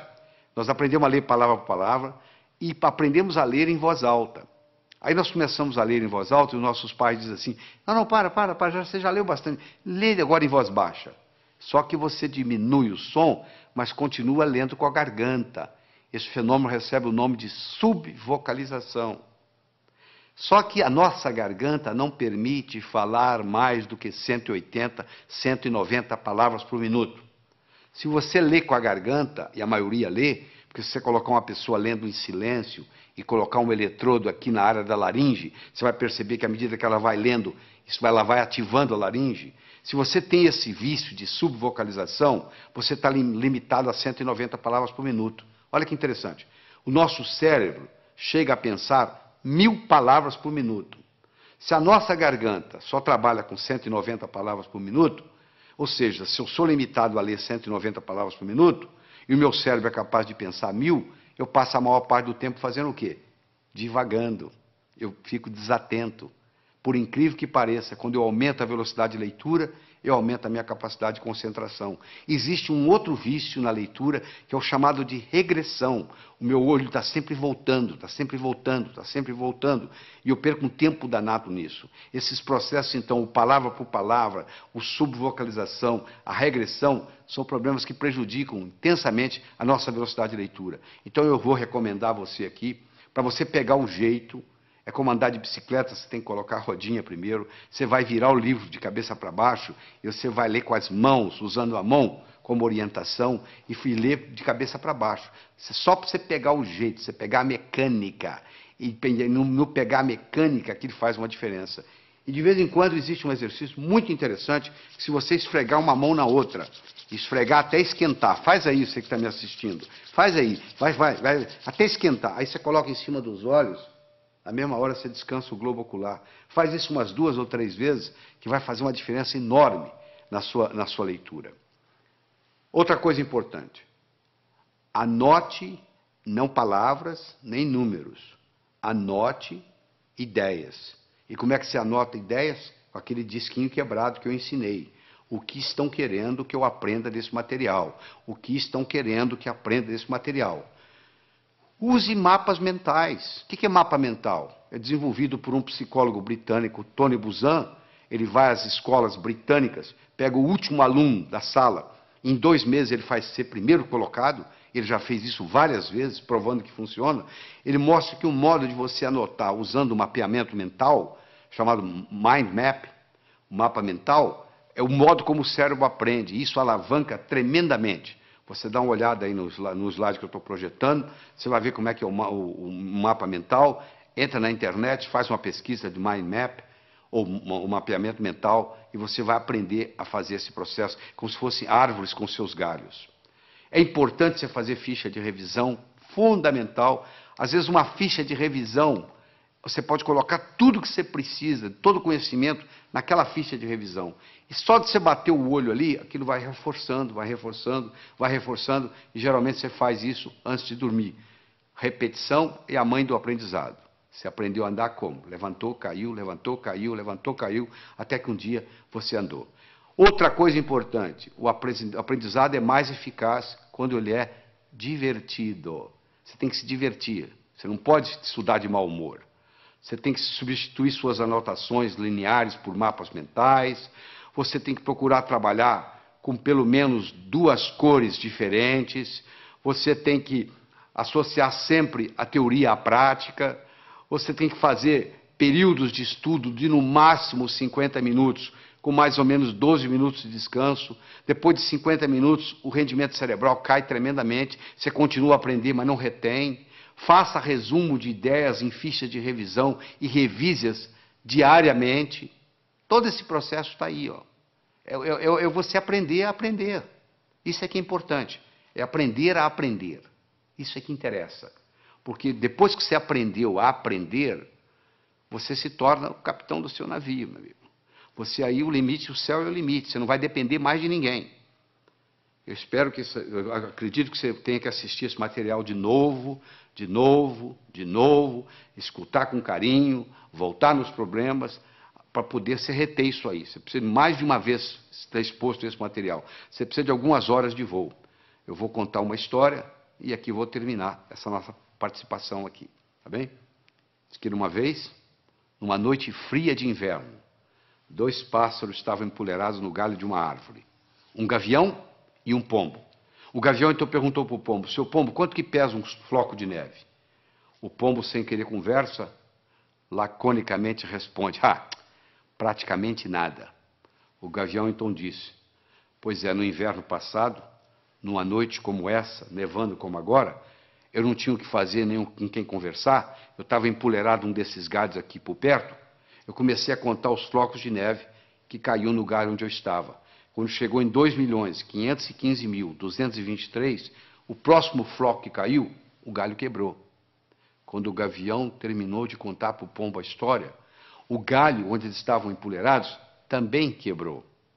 Quem sabe esse material que você está participando, que você vai reler, reestudar, reescutar, etc, etc, etc, talvez seja o próximo floco de neve que vai quebrar o seu galho para o resto da vida. Porque hoje, no mundo do conhecimento, antigamente, na época da terra, valia quem tinha terra. Na era industrial, valia quem tinha dinheiro. Hoje a moeda mudou e muita gente não se deu conta disso. A moeda hoje se chama conhecimento. Você é rico ou você é pobre em conhecimento. Então, você aprendendo a aprender, você alavanca a sua vida para poder adquirir mais conhecimento e, com isso, aumentar a sua riqueza. Evite o mal, faça o bem, viva a sua vida extraordinariamente. Tchau. Isso faz uma diferença enorme. Às vezes você está aprendendo do modo errado. Às vezes você não é um estudante brilhante porque você está tentando aprender num canal diferente daquele que é característica sua. Eu quero falar sobre uma outra coisa muito importante aqui. É sobre o movimento dos olhos. Você já percebeu que à medida que você vai conversando, os seus olhos estão movimentando em todas as direções? Pois é. Basicamente, nós podemos colocar os nossos olhos em 9 posições diferentes. Você pode olhar para cima, para a esquerda, para o centro, para a direita. Você pode olhar na horizontal, para a esquerda, para o centro, para a direita. Você pode olhar para baixo, para a esquerda, para o centro, para a direita. Bom, vamos tirar as posições centrais, porque não tem nada a ver com a nossa aula aqui hoje, com a nossa conversa aqui hoje. Sobram 6 posições. 2 para cima, 2 na horizontal, 2 para baixo. Não é verdade? Todas as vezes que você movimenta os seus olhos para cima, você ativa a parte visual do cérebro. Toda vez que você move os seus olhos na horizontal, você ativa a parte auditiva do cérebro. E toda vez que você olha para baixo, para a sua direita aí, para a sua direita, você ativa a parte sinestésica do cérebro. Então, se eu, por exemplo, quero recordar algo, qual foi a cor da camisa que eu usei domingo passado? Pode ver que na mesma hora meu olhar vai subir. Vai subir para quê? Para procurar a cor da camisa. Ora, se eu olho para cima, para a minha esquerda, olha a sua esquerda aí, olha aí no slide. Se eu olho para cima, para a esquerda, eu estou recordando coisas. Se eu olho para cima, para a minha direita, eu estou construindo coisas. Então, se eu estou estudando e eu quero memorizar alguma coisa, uma fórmula de física, por exemplo, eu vou olhar para cima, primeiro para a minha direita, para poder construir aquela fórmula de física dentro da minha cabeça. E depois eu vou olhar para cima, para a esquerda, para eu poder recordar, repetir aquela fórmula de física, até que ela fique parte da minha estrutura psicológica. Isso é muito importante entender, porque o movimento do olho facilita o processo. Olha só que interessante. A pessoa vai fazer o vestibular, vai fazer um teste, e chega lá e diz, eu dei branco. Por que ela deu branco? Porque ela colocou a cabeça para baixo, olhando para a prova, olhando para o teste. E faz essa pergunta, e ela esqueceu a fórmula de física. Se ela tivesse simplesmente levantado a cabeça e olhado na posição certa, ela teria resolvido o problema. Mas como ela está olhando para baixo, não teve a oportunidade de ter acesso ao campo visual, aquela forma de física não vem na cabeça dela. Então isso aí, nós poderíamos gastar horas e horas e horas estudando isso aqui, mas não é só a finalidade disso. Mas eu quero que vocês entendam que diz que os olhos são as janelas da alma, eu diria também que os olhos são as janelas da mente. É interessante. Todos os estudos feitos até agora, em todos os países onde foi feito, não existe nenhuma correlação entre a nota que se tira na escola e o sucesso que se tem na vida. Em outras palavras, eu posso ter um estudante medíocre, que vai ser um grande empresário, ou eu posso ter um CDF, que não vai dar nada na vida. Não existe nenhuma correlação. É importante você pensar isso. Por que não existe uma correlação? O Dr. Hitt fez isso nos Estados Unidos e provou que não havia nenhuma correlação, e outros repetiram esses estudos no mundo todo. Por que não existe? Porque talvez a escola esteja ensinando coisas que não têm muita aplicabilidade. Eu digo sempre o seguinte, às vezes o que cai na prova não cai na vida. Quer dizer, você estuda aquilo de uma forma para fazer na prova, e depois não tem nenhuma aplicabilidade na vida. O homem não constrói fora de si nada que não tenha dentro de si. Se eu não tiver um conhecimento pragmático para executar, às vezes o conhecimento que eu tenho ele é abstrato, ele é um conhecimento do pescoço para cima, ele não tem muito impacto na minha vida. Eu adoro uma analogia que eu faço, que é do indivíduo atravessando um cabo de aço de um prédio para o outro. O que precisa? 3 coisas. Eu preciso querer, se eu não quiser, eu não ando. Eu preciso saber, se eu não souber, eu vou cair. E eu preciso de cabo de aço. Eu posso querer, eu posso saber, mas se não houver cabo de aço, não tem jeito. Tem muita gente querendo ganhar dinheiro, sabe ganhar dinheiro, mas não surge a oportunidade. Então, o nosso desempenho, ele vai depender da nossa motivação, ele vai depender da nossa competência, ele vai depender da nossa oportunidade. A motivação é o querer, a competência é o saber, e a oportunidade, no caso aqui, é o cabo de aço. Então, você, para ser um bom estudante, você tem que estar motivado. Só motivado não adianta. Tem muita gente motivada, mas desmotiva logo, porque não tem a estratégia, não tem a competência de desenvolver o processo. Então, não tem um modelo. Então, deixa eu falar para você de modelo. Imagine que eu desse para você de presente agora uma pérola. Você não ia ficar segurando essa pérola na mão, você ia colocá-la no bolso, não é verdade? Daqui uma semana eu me encontro com você pela segunda vez, e lhe dou uma segunda pérola. De novo, você coloca ela no bolso. Daqui 15 dias eu vou lhe dar uma terceira pérola e você vai colocá-la no bolso. Daqui 6 meses eu vou me encontrar com você e vou perguntar assim, onde é que estão as pérolas que eu lhe dei? Você vai responder mais ou menos assim, a primeira eu coloquei no criado mudo, a arrumadeira lá em casa não viu, jogou no lixo. A segunda eu esqueci no bolso da calça, a calça foi para a lavanderia, voltou sem pérola. E a terceira eu escondi de mim mesmo, guardei tão bem guardado que eu não sei onde eu coloquei. Não é verdade? Se eu desse para você, antes de lhe dar a pérola, eu desse para você um fio de nylon e orientasse você para colocar as pérolas no fio de nylon, você ia fazer um colar. Se você colocasse esse colar no pescoço, e daqui 6 meses eu me encontrasse com você e perguntasse onde estão as pérolas que eu lhe dei, você ia dizer, estão aqui, eu fiz delas um colar. Meus amigos, você que está aí assistindo, olha só, as pérolas são ideias. O cemitério está cheio de gente que teve boas ideias. Ou não fez nada com elas, ou estragou a vida. Eu já vi muita gente estragar a vida por causa de uma boa ideia. Se eu tiver uma boa ideia, mas não tiver um modelo por trás, é um desastre. Então, a melhor definição que eu conheço de educação é a seguinte: educação é aquilo que fica depois que você esqueceu tudo que você aprendeu. O que fica? Ficam modelos. Tá bom? Eu vou demonstrar isso para você agora. Você vai olhar essa figura que está aí na tela, você vai concentrar nesses 4 pontinhos que está entre os 2 olhos, os 2 corações aí. Eu quero que você olhe aí fixamente por 30 segundos, sem piscar os olhos. Quando eu falar 1, 2 e já, eu vou passar o slide. Aí você vai piscar os olhos 3 vezes. Combinado? Continua olhando fixamente para a tela. Atenção. 1, 2 e já! Pisca os olhos. Isso, eu vou lhe dar uma chance, não fique tranquilo. Eu vou lhe dar mais uma chance, tá? Você vai focar aí, foca. Quando eu falar 1, 2 e já, eu vou passar o slide e você pisca os olhos 3 vezes. Combinado? Atenção. 1, 2 e já! E aí, o que você viu? Você está vendo a imagem de Jesus Cristo? Mas essa tela está em branco, não tem nada. Você está tendo uma experiência de uma realidade virtual. Isso que está acontecendo aí, uma realidade virtual. Mas se você não tivesse visto antes esse slide, você não ia ver essa realidade virtual. Ou seja, eu tive que primeiro criar no seu cérebro um modelo de contraste para depois você poder ver isso. Entendeu como é que funciona a coisa? Então, quando eu tenho um modelo, fica fácil eu identificar. Eu vou confirmar isso agora com você. Escolha qualquer número, pode escolher o que você quiser. Pega um papel, uma caneta para você fazer esse exercício, se for o caso. Eu quero que você escolha qualquer número entre 17 e 77. Quero que você acrescente 7 a esse número. Acrescentou? Muito bem. Eu quero que você multiplique a soma por 2. Então, você vai escolher um número entre 17 e 77, você vai acrescentar 7, você vai multiplicar a soma por 2, dessa soma você vai subtrair 4. Aí, agora, você divide o resultado por 2. Então, você escolheu o número, você acrescentou 7, você multiplicou a soma por 2, você subtraiu 4 e você dividiu o resultado por 2. Agora, você subtrai o número original. Subtraiu?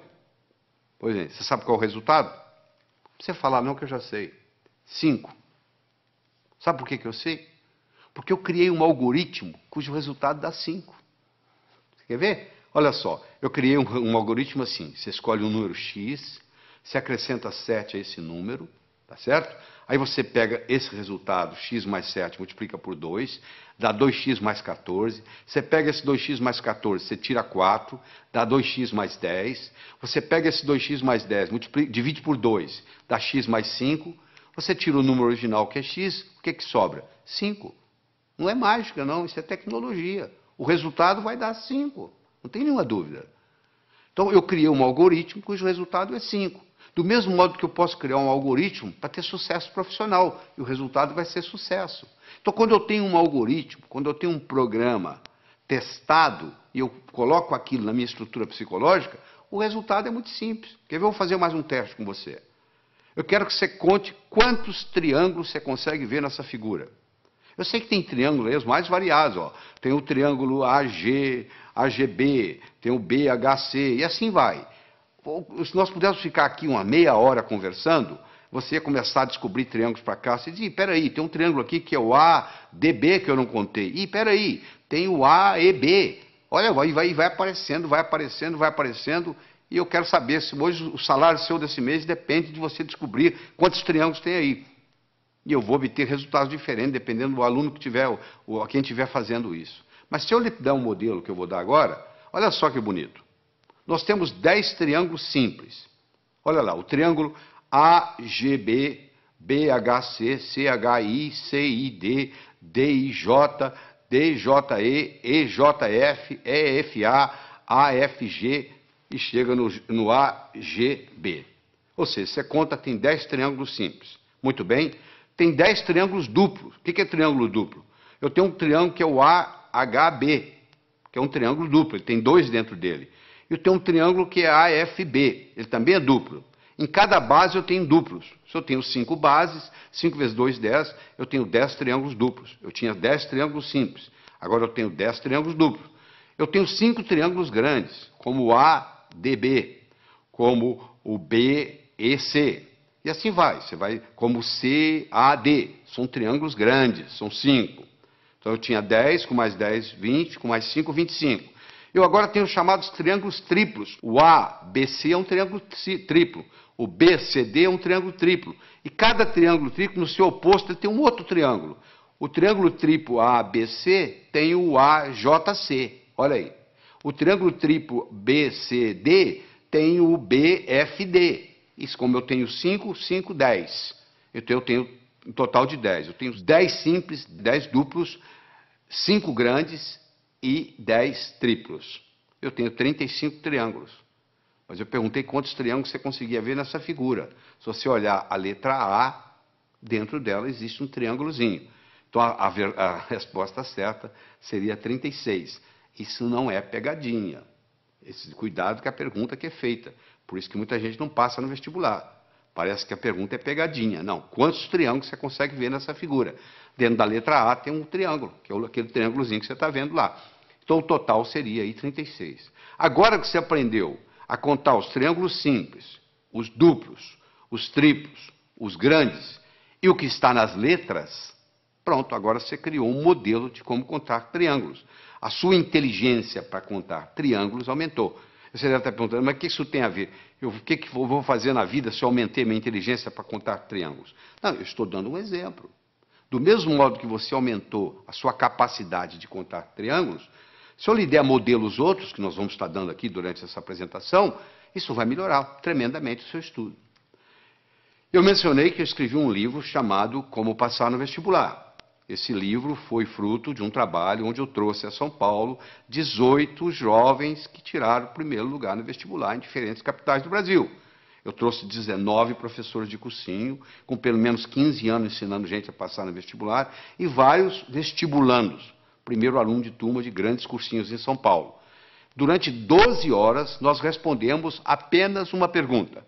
O que faz um jovem passar em primeiro lugar no vestibular? E depois de toda essa análise, nós descobrimos 3 coisas básicas que existem em todos os que passam em primeiro lugar. Primeiro é a autoconfiança. Só a autoconfiança não faz você passar no vestibular. Sem autoconfiança, você não passa no vestibular. Então, nós vamos ensinar a desenvolver a autoconfiança. Isso é importante. Aquele branco que dá na prova, muitas vezes, é falta de autoconfiança. Então, a autoconfiança é fundamental. Todos esses jovens que passaram em primeiro lugar no vestibular tinham confiança de que iam passar no vestibular. Essa é a primeira coisa. Segundo, todos eles tinham motivação para estudar. O vestibular não era um obstáculo, era uma etapa. Porque a visão deles estava lá na frente. O que eles iam fazer depois de formado? Eles já estavam pensando lá na frente. E aquele vestibular era nada mais, nada menos do que uma etapa, e não um obstáculo. E todos esses 18 jovens que tiraram o primeiro lugar, eles tinham estratégia em tomar nota em sala de aula, estratégia em se preparar para a prova, estratégia em fazer prova, estratégia em estudar em casa, tudo isso, estratégia em ler, estratégia em memorizar, todos eles, sem exceção, usavam mnemônicos, usavam processo de memorização, provando que todos nós temos uma ótima memória. Às vezes nós não sabemos usar essa memória. A Helen Keller, que, como você sabe, era surda, era cega, e etc, etc, etc, e acabou sendo uma grande escritora, eu recomendo você ler a biografia de Helen Keller, que é fabulosa, ela tinha uma frase famosa que ela dizia assim: jamais alguém concordará em rastejar se sentir um impulso para voar. Todo ser humano tem um impulso para crescer, faz parte do espírito humano. A pessoa nunca chega e fala, eu quero piorar. Todo mundo está querendo melhorar, não é verdade? Você, eu, todos nós estamos querendo melhorar. Agora, que infelizmente, uma pequena minoria consegue isso, que a maioria navega na vida, a deriva. Por quê? Porque lá na escola o professor não soube ensinar a pessoa como estudar. Porque já que você vai estudar tantos anos, já que você vai depender de tudo isso, da leitura, tanto tempo, nós, brasileiros, lemos numa velocidade muito lenta. Nós temos um problema muito grande com leitura. E eu vou ter oportunidade de discutir isso aqui com você.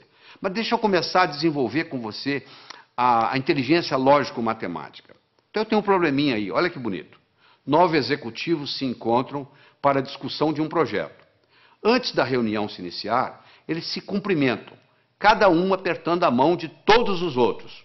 Eu quero saber quantos apertos de mão ocorreram. Esse é um problema simples que já caiu no vestibular. É uma coisa simples. Você tem 9 executivos, cada um vai apertar a mão do outro, e eu quero saber quantos apertos de mão. Por onde você começa? Bom, então vamos ver? Coloque-se lá dentro. Você é um deles. Ora, se são 9, você é um dos 9. Você não vai apertar a mão de você mesmo. Você vai apertar a mão de 8. Não é verdade? Ora, se você vai apertar a mão de 8, cada um vai apertar a mão de 8. Ora, se são 9, cada um apertando a mão de 8, 9 vezes 8, 72. Só que quando eu aperto a sua mão, você aperta a minha. Então eu tenho que dividir isso por 2. São 36 apertos de mão. Ah, que beleza, quer dizer que é assim? E se fosse 8? Vamos pegar 8 executivos. Bom, se são 8 executivos, cada um não vai apertar a própria mão. Ou seja, vai apertar a mão de 7. Cada um dos 8 vai apertar 7 mãos. 8 vezes 7, 56. Dividir por 2 dá 28. Ah, e se fossem 6 executivos? 6 vezes 5, 30. Não é verdade? Dividir por 2, 15. 15 apertos. Olha que bacana. Aí eu chego a um algoritmo, que eu tenho que multiplicar o número de executivos vezes o número de executivos menos 1, dividido por 2. Se eu tivesse 10 executivos, você me responde agora. Quantos apertos de mão? 10 vezes 9, 90. Dividido por 2, 45. 45. Quanto tempo você gastou para fazer isso? 1 segundo. Por que você gastou 1 segundo? Porque eu criei no seu cérebro um algoritmo. De repente, nesse assunto, você ficou mais inteligente. Se eu começo a criar algoritmos básicos para você, esses algoritmos básicos vão criando, vão aumentando a nossa inteligência lógico-matemática. Eu disse no começo, e vou repetir, que inteligência é coisa que se aprende, é coisa que se adquire. Só 15% da nossa inteligência é herdada. 85% é adquirida. Em qualquer fase, em qualquer idade, em qualquer profissão, nós podemos melhorar a nossa inteligência. Essa é que é a boa notícia que eu tenho aqui para todos nós. Fundamental. Você acabou de aprender agora. Quer dizer, quando você encarar um problema desse, 9 executivos, 10, 11, 12, 8, 7, agora que você tem o algoritmo, ficou relativamente simples. Deixa eu conversar um pouquinho sobre a autoconfiança. Se eu colocar uma tábua de 40 centímetros de largura, 10 metros de comprimento aqui no chão, você consegue andar nela. Essa mesma tábua colocada entre 2 postes, já não é a mesma coisa. Você vai lá e treme na base e não anda. Fazer a prova sozinho em casa é uma coisa. Fazê-la no dia do teste, no dia do concurso, no dia do vestibular, é outra coisa muito diferente. É mais ou menos assim, em casa eu estou andando com a tábua no solo. E lá no dia eu estou andando com a tábua lá em cima. Então tem muita gente que se assusta, porque quando chega na hora do teste, chega na hora da prova, chega na hora do vestibular, chega na hora do concurso público, treme na base. Porque é como se estivesse andando na tábua lá em cima. Então essa parte é muito importante. No atletismo é a mesma coisa. Às vezes o jogador perde o jogo, às vezes o time perde o jogo, porque o jogador não tem autoconfiança. Ele teve uma briga com a namorada, entra em campo psicologicamente mal, cai o nível de rendimento, faz uma besteira, e ali começa aquela história, e dali para frente você já viu o que acontece. Então é muito importante nós entendermos esse aspecto. Deixa eu dar só um exemplozinho. Vamos imaginar que você gosta de futebol, tá? Que você está domingo à tarde assistindo uma partida de futebol. E o seu time fizeram um pênalti contra o seu time, e o atacante principal do seu time vai bater o pênalti. E ele bate o pênalti, só que a bola pega na trave. Se você observar esse atacante, nos próximos 10 minutos, ele joga mal. Por que ele joga mal? Porque ele fica ruminando aquilo. Poxa, eu perdi uma oportunidade de fazer meu time ganhar. Poxa, perdi o pênalti. Então, até ele se recuperar daquilo, leva um tempo. Imagina você está fazendo uma prova de 80 perguntas. Você tem 4 horas para terminar a prova. Você encara o primeiro problema. Você fica 7, 8 minutos no problema e não consegue resolver. Sabe como é que a sua autoestima faz? Vai lá no pé. Pronto, a sua autoconfiança acabou. O resto da prova você já não tem o mesmo desempenho mental. Olha que interessante. Para fazer prova existe estratégia. Você quer estratégia? Você lembra quando você era criança, você jogava vareta? Soltava as varetas na mesa. Qual que você pegava primeiro? A mais fácil. E depois? A mais fácil. E depois? A mais fácil. Você não ia buscando a mais fácil? Então, na prova é a mesma coisa. Você tem que pegar a prova e dividir ela em questões A, B e C.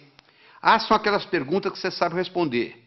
B são aquelas que você sabe responder, mas que vai dar um pouco de trabalho. E C são aquelas que você não sabe se vai responder. Você responde às A's, marca as B's e pula as C's. Se você, aí quando você terminar as A's, você já fez bastante ponto, a sua autoestima já está elevada, você vai e resolve as B's. Se sobrar tempo, você vai encarar as C's. E se não der, você então entra com a estratégia de chutar. Você entendeu? Mas quando, é uma estratégia simples, é a estratégia de jogar vareta. Mas uma pessoa que não tem essa estratégia simples na cabeça, ela encara uma prova, um concurso, ela pensa que tem que responder na ordem, 1, 2, 3, 4, 5, 6. Por azar, ela pega uma pergunta que é difícil para ela, que ela não sabe a resposta, e ela perde ali 6, 7, 8 minutos e sai dali desanimada, já, a autoestima já lá embaixo. Olha o impacto que tem. Uma explicação simples dessa, olha a contribuição que faz para você, olha a diferença que isso faz. Vamos continuar no nosso processo lógico-matemático? Então eu tenho mais um probleminha para você. Olha aí. Um comerciante comprou uma cadeira por $70. Vendeu-a logo em seguida por 80. Comprou de volta a mesma cadeira por 90 e vendeu-a novamente por 100. Quanto foi o lucro dele nessa transação? Então ele comprou a cadeira por 70, vendeu por 80. Comprou a mesma cadeira por 90, vendeu por 100. Eu agora vou dar um tempinho para você. Você vai ter que me responder aí o que você acha. Quanto que ele ganhou ou perdeu nessa transação. Primeiro você vai decidir se ele ganhou ou se ele perdeu. E quanto foi? Ele comprou por 70, vendeu por 80, comprou a mesma cadeira por 90, vendeu por 100. Ele ganhou ou perdeu? Bom, eu faço isso nos meus cursos e eu obtenho 3 tipos de resposta. Que ele ganhou 10, que ele não ganhou nada e que ele ganhou 20. Então, se tem 3 respostas para o mesmo problema de matemática, uma está certa e 2 estão erradas. Então, tem alguém errando. Eu não sei qual o seu raciocínio no momento. Seja ele qual for, eu vou consertá-lo, não se preocupe. Mas você tem que fazer isso junto comigo aqui agora. Eu vou voltar no slide para você garantir que você está me acompanhando. Um comerciante comprou uma cadeira por 70, vendeu logo em seguida por 80. Comprou de volta por 90 e vendeu novamente por 100. Qual foi o lucro dele nessa transação? Então você vai ter que decidir se é o 1, se é o 2, se é o 3. Se ele ganhou 10, se ele não ganhou nada ou se ele ganhou 20. Se você acha que ele ganhou 10, você fez um tipo de raciocínio que está exposto aí no slide para você ler em detalhes. Você raciocinou de um modo que o seu resultado foi 10. Né? Você acompanha aí o raciocínio na tela aí, foi o raciocínio que você fez. O comerciante comprou uma cadeira por 70, vendeu por 80, teve um lucro de 10. Ele comprou novamente a cadeira por 90, após ter vendido por 80, perdendo, portanto, os 10 que ele ganhou. E ele então vendeu por 100, após ter comprado por 90. Portanto, o lucro foi de 10. Esse é o raciocínio de quem acha que é 10. Tem gente que pensa diferente, tem gente que pensa que não houve lucro. Ele pensa que se ele vendeu por 80, após ter comprado por 70, ele ganhou 10. Ele então perdeu 20, comprando-a de volta pelos 90, que originalmente ele tinha comprado por 70, ele perdeu 20. Ele então ganha 10 vendendo por 100, e, portanto, ele chega à conclusão que ele não ganhou nada. Então, esse é o que diz que ele não ganhou nada. E tem aquele seguinte, olha só. Se ele comprou a cadeira por 70 na primeira vez e comprou por 90 na segunda, ele desembolsou 160 no total, não foi? Se ele vendeu a primeira vez por 80 e vendeu a segunda por 100, ele, na realidade, recebeu 180. Ora, se ele desembolsou 60 e desembolsou 160 e recebeu 180, quanto que ele ganhou? Ele ganhou 20. É só você imaginar que você tem um bolso para comprar e um bolso para vender. O que sai e o que entra. Olha que interessante. Se eu tivesse dito para você assim, um comerciante comprou uma cadeira por 70, vendeu por 80. No mesmo dia ele comprou um relógio por 90, vendeu por 100. Quanto que ele ganhou? Você não teria nenhum problema em responder. Olha, ele ganhou 10 da cadeira, ganhou 10 do relógio, ganhou 20. Como eu falei que era a mesma cadeira, eu já compliquei a sua vida. Olha o que a linguagem faz na vida da gente.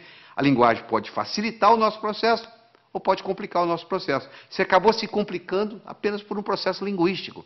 Isso é um problema de vestibular caiu em vestibular já justamente confundindo, parecendo uma pegadinha. Na realidade, não é pegadinha. Isso aí é para mostrar o raciocínio e mostrar a influência que tem. Então, uma pessoa pode muito bem melhorar sua capacidade de raciocínio. Eu tenho aqui 4 pilares do raciocínio. Um eu chamo de passo a passo, o outro eu chamo de visualização, o outro eu chamo de reformulação e o outro eu chamo de exclusão. Esses são os 4 pilares. Quando eu ensino para a pessoa a trabalhar com esses 4 pilares, essa pessoa automaticamente melhora a sua inteligência lógico-matemática. Então vamos fazer o seguinte, vamos começar com passo a passo. Eu tenho as seguintes cores. Eu gosto do laranja mais do que eu gosto do vermelho. Eu gosto do verde menos do que eu gosto do azul. Eu gosto do azul menos do que eu gosto do anil. Eu gosto do vermelho menos do que eu gosto do violeta. Eu gosto do verde mais do que eu gosto do amarelo. Eu gosto do violeta mais do que eu gosto do anil. E eu gosto do laranja menos do que eu gosto do amarelo. Qual a minha cor favorita? Olha que eu tenho aqui só 7 cores. Imagine se eu tivesse 70 e fizesse esse raciocínio. Olha onde que você chegaria. Você pode começar a trabalhar nisso aí, você vai ficar, tem gente que leva meia hora, 1 hora e não consegue chegar à conclusão, porque não pegou o modelo ainda. Eu vou lhe ensinar o modelo, você vai resolver isso em 10 segundos. Porque é muito simples, olha como é que o modelo é simples. A primeira está escrita assim, eu gosto do laranja mais do que do vermelho. Então laranja passa a ser a minha cor favorita. Eu vou procurar onde é que tem laranja. Vai lá no 7 tem laranja. Lá está dizendo que eu gosto mais do amarelo do que do laranja. O amarelo passa a ser a minha cor favorita.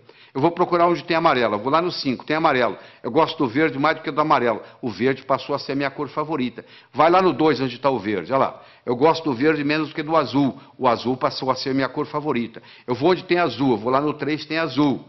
Eu gosto do azul menos do que eu gosto do anil. Anil passou a ser a minha cor favorita. Eu vou lá no 6, olha lá. Eu gosto de violeta mais do que eu gosto de anil.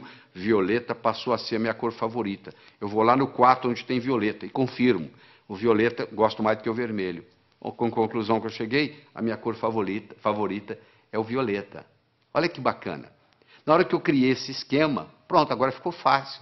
Eu tenho um modelo. Sabe por quê? Eu aprendi a pensar passo a passo. Esse é um jeito. É aprender a pensar passo a passo. Você já deve ter aprendido o teorema de Pitágoras, né? O quadrado da hipotenusa é igual à soma dos quadrados dos catetos.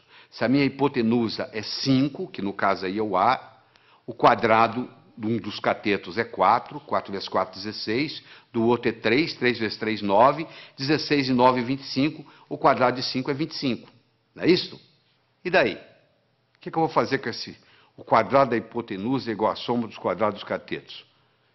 A aplicabilidade que isso vai ter na minha vida? Olha aí na figura. Você está vendo aí? Está aí a hipotenusa, que são 25 quadrados. Um cateto, que é o B, é 4, dá 16 quadrados. O outro é 3, dá 9. 16 e 9, 25. Se eu estou numa arquitetura, numa construção, eu quero construir 2 salões que correspondem a um terceiro. Olha aí, se eu uso isso aí, está resolvido o problema. Olha a aplicabilidade que isso tem. Agora que você visualizou, você entendeu a aplicabilidade, agora você tem motivação para aprender. Então, uma coisa é o passo a passo, outra coisa é a visualização. O terceiro pilar do pensamento é a reformulação. Quanto que é 2/3 de uma metade? Você sabe? 2/3 de uma metade. Metade de 2/3 é 1/3. Então, você reformulou, mudou a ordem e resolveu. Às vezes você não resolve o problema porque você não está sabendo reformulá-lo. Você reformulou, você está numa prova, reformula o problema. Às vezes você não resolve daquele jeito. Você tem dificuldade em dizer quanto é 2/3 de uma metade, mas você não tem dificuldade em dizer quanto que é metade de 2/3. Falou? E, finalmente, nós vamos conversar sobre o pilar da exclusão. Eu tenho aqui um probleminha muito simples. Você vai pegar os números 1, 2, 3, 4, 5, 6, 7, 8, 9. Vai colocar nesses 9 quadrados que estão aí. De tal forma que, se eu somar na horizontal, somar na vertical ou somar na diagonal, tem que dar 15. Não interessa como eu somar, tem que dar 15. Poxa, complicado? Não, não é complicado. Quer ver como é simples? Primeiro, qual que é o quadrado mais importante? O do meio. Porque ele participa da vertical, ele participa da horizontal, ele participa da diagonal. Ele é o que mais participa de tudo. Então, se eu resolver esse problema aí, eu resolvo praticamente 90% do problema. Qual o número que eu vou colocar aí? Eu não posso colocar o 1. Porque se eu colocar o 1, vai ter um lugar que vai ter 2, 1 e 2, 3, para 15, 12. Eu não tenho 12. Eu não posso colocar o 1, não posso colocar o 2, porque o 2 também vai ter um lugar que tem 1. Eu não posso colocar o 3. Por que eu não posso colocar o 3? Porque se eu colocar o 3 aí, vai ter um lugar que tem 1. 3 e 1, 4. Para 15, 11. Eu não tenho 11. Eu não posso colocar o 4, porque se eu colocar o 4 aí, vai ter um lugar que vai ter 1. São 5. Para 15, 10. Eu não tenho 10. Eu posso colocar o 9? Não. Se eu colocar o 9 aí, tem um lugar que vai ter 8. 9 e 8, 17. Já passou de 15. E se eu colocar o 7? Também não pode. 9 e 7, 16. Já passou de 15. E se eu colocar o 6? 9 e 6, 15. E o que sobra para o outro? Eu não tenho 0. Então eu vou excluindo, excluindo, excluindo, você chega à conclusão que só tem um número para colocar aí, é o 5. Aí na hora que eu coloquei o 5 aí, ó, a coisa fica muito simples. Você pode fazer você mesmo aí, você vai ver aí que se você somar na horizontal, somar na vertical, somar na diagonal, o resultado dá sempre 15. Eu comecei o problema, você fala, isso eu não consigo fazer. Não consegue não. É porque você não tinha parado para pensar no processo da exclusão. Agora você tem o pilar da exclusão, da visualização, da reformulação, do passo a passo, e aí o processo vai. Então nós já falamos, é importante você levar em consideração a motivação. Como é que você motiva? Você fica olhando a sua meta. E é uma coisa, gente, preparar para o vestibular, preparar para concurso, preparar para a vida, não é uma corrida de 100 metros. É uma maratona. Você conversa com um maratonista, a estratégia é bem diferente de correr 100 metros. Porque o maratonista, ele sabe que vai demorar a corrida. O corredor de 100 metros sabe que vai acabar logo. Eu acho que eu tenho que aprender para a vida. Eu tenho que manter isso na minha memória. E o que acontece com a maioria dos estudantes? Aprende, esquece, aprende, esquece, aprende, esquece. E diz assim, minha memória é ruim, a memória não serve para nada. Não é só a memória que é ruim, é porque você não sabe usar a sua memória. Deixa eu lhe ensinar 3 segredos. A memória gosta de movimento. Uma coisa é eu pensar num cachorro parado, outra coisa é eu pensar num cachorro correndo. É totalmente diferente. Aquelas memórias que você tem na sua mente, elas estão lá na forma de filmes e não na forma de slides. Se você memoriza coisa parada, você esquece. Se você memoriza em movimento, você vai se lembrar sempre. Segundo, existem estudos mostrando que o professor que trabalha com giz de 2 cores aumenta em 19% o desempenho da classe que ele está lecionando. Porque você usando mais de uma cor, você estimula outras áreas do cérebro. Se você trabalha só com preto e branco, você está trabalhando com a área esquerda, o seu hemisfério esquerdo do cérebro. Se você trabalha com colorido, outra cor qualquer, você está trabalhando com o lado direito. Então você procura estudar com a caneta de pelo menos 2 cores. Terceiro, você tem que exagerar. Uma coisa é você pensar num cachorro, outra coisa é você pensar num cachorro do tamanho de um elefante. Ora, se eu vou guardar uma fórmula de física, eu imagino a fórmula de física do tamanho de um prédio. Eu coloco ela na minha cor favorita e eu ponho ela piscando. Aquilo nunca mais sai da minha cabeça. Eu vou memorizar um telefone, eu imagino os números do tamanho de um prédio. Eu imagino os números coloridos, eu imagino os números piscando. Pronto, aquilo ali memoriza. Então não existe essa história de memória ruim. Todos temos uma boa memória. Se você tem um carro novinho e você não sabe dirigi-lo, ele não vai ter nenhuma utilidade para você. Você não vai culpar o carro. É a sua habilidade de dirigir que tem que melhorar. A sua memória não tem problema nenhum, só que você não sabe usá-la. Isso é diferente. Então ela gosta de movimento, ela gosta de cores, ela gosta de exagero, ela gosta de mnemônicos. Todos esses jovens, 18 jovens que eu estudei, que tiraram o primeiro lugar no vestibular, todos eles, sem exceção, trabalhavam com mnemônicos. Você quer ver um mnemônico simples? 30 dias tem abril, junho, setembro e novembro. De 28 só há 1, todos os demais 31. Pronto. Se o mês tem 30 ou tem 31 dias, está aí para você na tela aí, um mnemônico para você olhar. Então você tem que criar seus próprios mnemônicos, um jeito de você fazer para facilitar a sua memória. Todos os 18 jovens não só trabalhavam com mnemônicos, mas trabalhavam com fichas de revisão.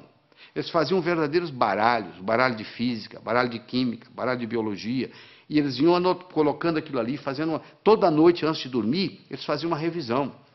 A medicina mostra que os últimos 20 minutos, o que você vivencia nos últimos 20 minutos antes de dormir, rumina na sua cabeça a noite toda.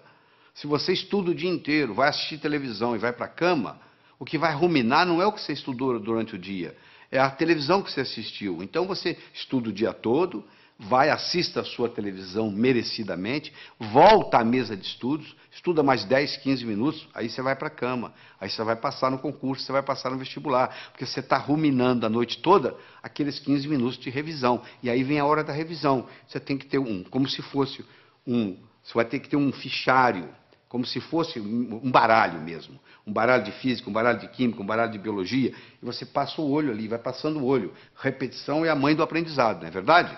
Como é que você aprendeu a andar? Você levantou, caiu, levantou, caiu, levantou, caiu, até que um dia você andou. Então é muito importante você entender isso. É muito importante você colocar ritmo e rima, é muito importante você... o contexto. É fundamental o contexto. Você não tem ideia do contexto. O contexto é assim, quer ver? Onde é que eu coloquei a chave? Onde é que eu coloquei aquela chave? Você não consegue se lembrar. Aí, de repente, você entra naquele quarto, coloquei ali, porque você entrou no contexto onde estava a chave. Ora, se eu estou lá na prova, eu estou tentando lembrar aquela fórmula de física, eu não consigo lembrar a fórmula de física, não consigo me lembrar, aí eu fecho os olhos, me transporto para a minha mesa de estudos, lá onde eu estudei aquela fórmula, de repente vem na cabeça. Isso é um truque espetacular para a memória. E outra coisa importante é a respiração ajudando na memorização. Nós desenvolvemos uma respiração que eu digo assim, inspire em 4, segure em 4, solte em 4. Por quê? Porque naquela posição que você fica para estudar ou para fazer prova, depois de um certo tempo, o oxigênio no seu cérebro começa a cair. E você sabe que o cérebro ele exige oxigênio e glicose para funcionar. São os dois combustíveis que o cérebro usa. Faltou oxigênio, o desempenho não é o mesmo. Faltou glicose, o desempenho não é o mesmo. Eu recomendo para as pessoas que vão fazer concurso, vão fazer vestibular, levar no bolso umas 3 ou 4 barrinhas de chocolate. A cada 40, 50 minutos dá uma parada, respira em 4, segura em 4, solta em 4, 4 vezes, reoxigena o cérebro, come a barrinha de chocolate, absorve a glicose, aí você abasteceu de novo para mais 40, 50 minutos. Isso faz a diferença, às vezes, entre passar e ter que fazer o cursinho no ano que vem, novamente. Deixa eu falar um pouquinho sobre leitura. 80% ou mais daquilo que você vai aprender na sua vida, você vai aprender através da leitura. Nós temos 3 tipos de leitura. Você faz a leitura do prazer, a leitura crítica e a leitura específica. Você vai procurar uma coisa específica e vai lá e pesquisa. O problema é que nós, brasileiros, temos uns vícios muito grandes com a leitura.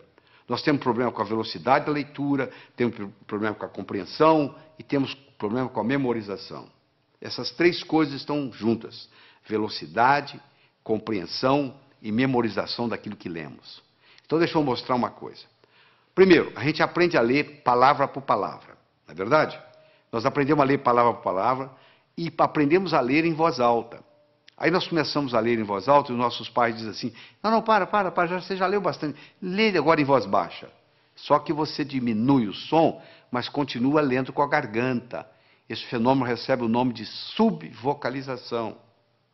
Só que a nossa garganta não permite falar mais do que 180, 190 palavras por minuto.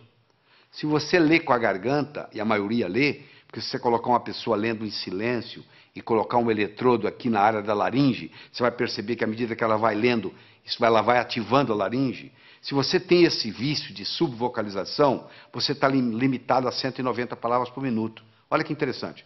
O nosso cérebro chega a pensar 1000 palavras por minuto. Se a nossa garganta só trabalha com 190 palavras por minuto, ou seja, se eu sou limitado a ler 190 palavras por minuto, e o meu cérebro é capaz de pensar 1000, eu passo a maior parte do tempo fazendo o quê? Divagando. Eu fico desatento. Por incrível que pareça, quando eu aumento a velocidade de leitura, eu aumento a minha capacidade de concentração. Existe um outro vício na leitura, que é o chamado de regressão. O meu olho está sempre voltando, está sempre voltando, está sempre voltando, e eu perco um tempo danado nisso. Esses processos, então, o palavra por palavra, o subvocalização, a regressão, são problemas que prejudicam intensamente a nossa velocidade de leitura. Então, eu vou recomendar a você aqui, para você pegar o jeito. É como andar de bicicleta, você tem que colocar a rodinha primeiro, você vai virar o livro de cabeça para baixo, e você vai ler com as mãos, usando a mão como orientação, e ler de cabeça para baixo. Só para você pegar o jeito, você pegar a mecânica, e no pegar a mecânica, que faz uma diferença. E de vez em quando existe um exercício muito interessante, que se você esfregar uma mão na outra, Esfregar até esquentar. Faz aí, você que está me assistindo. Faz aí. Vai. Até esquentar. Aí você coloca em cima dos olhos. Na mesma hora você descansa o globo ocular. Faz isso umas 2 ou 3 vezes, que vai fazer uma diferença enorme na sua leitura. Outra coisa importante. Anote, não palavras, nem números. Anote ideias. E como é que se anota ideias? Com aquele disquinho quebrado que eu ensinei. O que estão querendo que eu aprenda desse material? O que estão querendo que aprenda desse material? Use mapas mentais. O que é mapa mental? É desenvolvido por um psicólogo britânico, Tony Buzan. Ele vai às escolas britânicas, pega o último aluno da sala, em 2 meses ele faz ser primeiro colocado, ele já fez isso várias vezes, provando que funciona. Ele mostra que um modo de você anotar usando o mapeamento mental, chamado mind map, o mapa mental, é o modo como o cérebro aprende. Isso alavanca tremendamente. Você dá uma olhada aí no slide que eu estou projetando, você vai ver como é que é o mapa mental, entra na internet, faz uma pesquisa de mind map, ou o mapeamento mental, e você vai aprender a fazer esse processo como se fossem árvores com seus galhos. É importante você fazer ficha de revisão, fundamental. Às vezes uma ficha de revisão, você pode colocar tudo que você precisa, todo o conhecimento, naquela ficha de revisão. E só de você bater o olho ali, aquilo vai reforçando, e geralmente você faz isso antes de dormir. Repetição é a mãe do aprendizado. Você aprendeu a andar como? Levantou, caiu, levantou, caiu, levantou, caiu, até que um dia você andou. Outra coisa importante, o aprendizado é mais eficaz quando ele é divertido. Você tem que se divertir. Você não pode estudar de mau humor. Você tem que substituir suas anotações lineares por mapas mentais. Você tem que procurar trabalhar com pelo menos 2 cores diferentes. Você tem que associar sempre a teoria à prática. Você tem que fazer períodos de estudo de no máximo 50 minutos, com mais ou menos 12 minutos de descanso. Depois de 50 minutos, o rendimento cerebral cai tremendamente, você continua a aprender, mas não retém. Faça resumo de ideias em fichas de revisão e revise-as diariamente. Todo esse processo está aí. Ó. É você aprender a aprender. Isso é que é importante. É aprender a aprender. Isso é que interessa. Porque depois que você aprendeu a aprender, você se torna o capitão do seu navio, meu amigo. Você aí, o limite, o céu é o limite. Você não vai depender mais de ninguém. Eu acredito que você tenha que assistir esse material de novo, escutar com carinho, voltar nos problemas, para poder se reter isso aí. Você precisa mais de uma vez estar exposto a esse material. Você precisa de algumas horas de voo. Eu vou contar uma história e aqui vou terminar essa nossa participação aqui, tá bem? Diz que uma vez, numa noite fria de inverno, 2 pássaros estavam empoleirados no galho de uma árvore. Um gavião e um pombo. O gavião então perguntou para o pombo: seu pombo, quanto que pesa um floco de neve?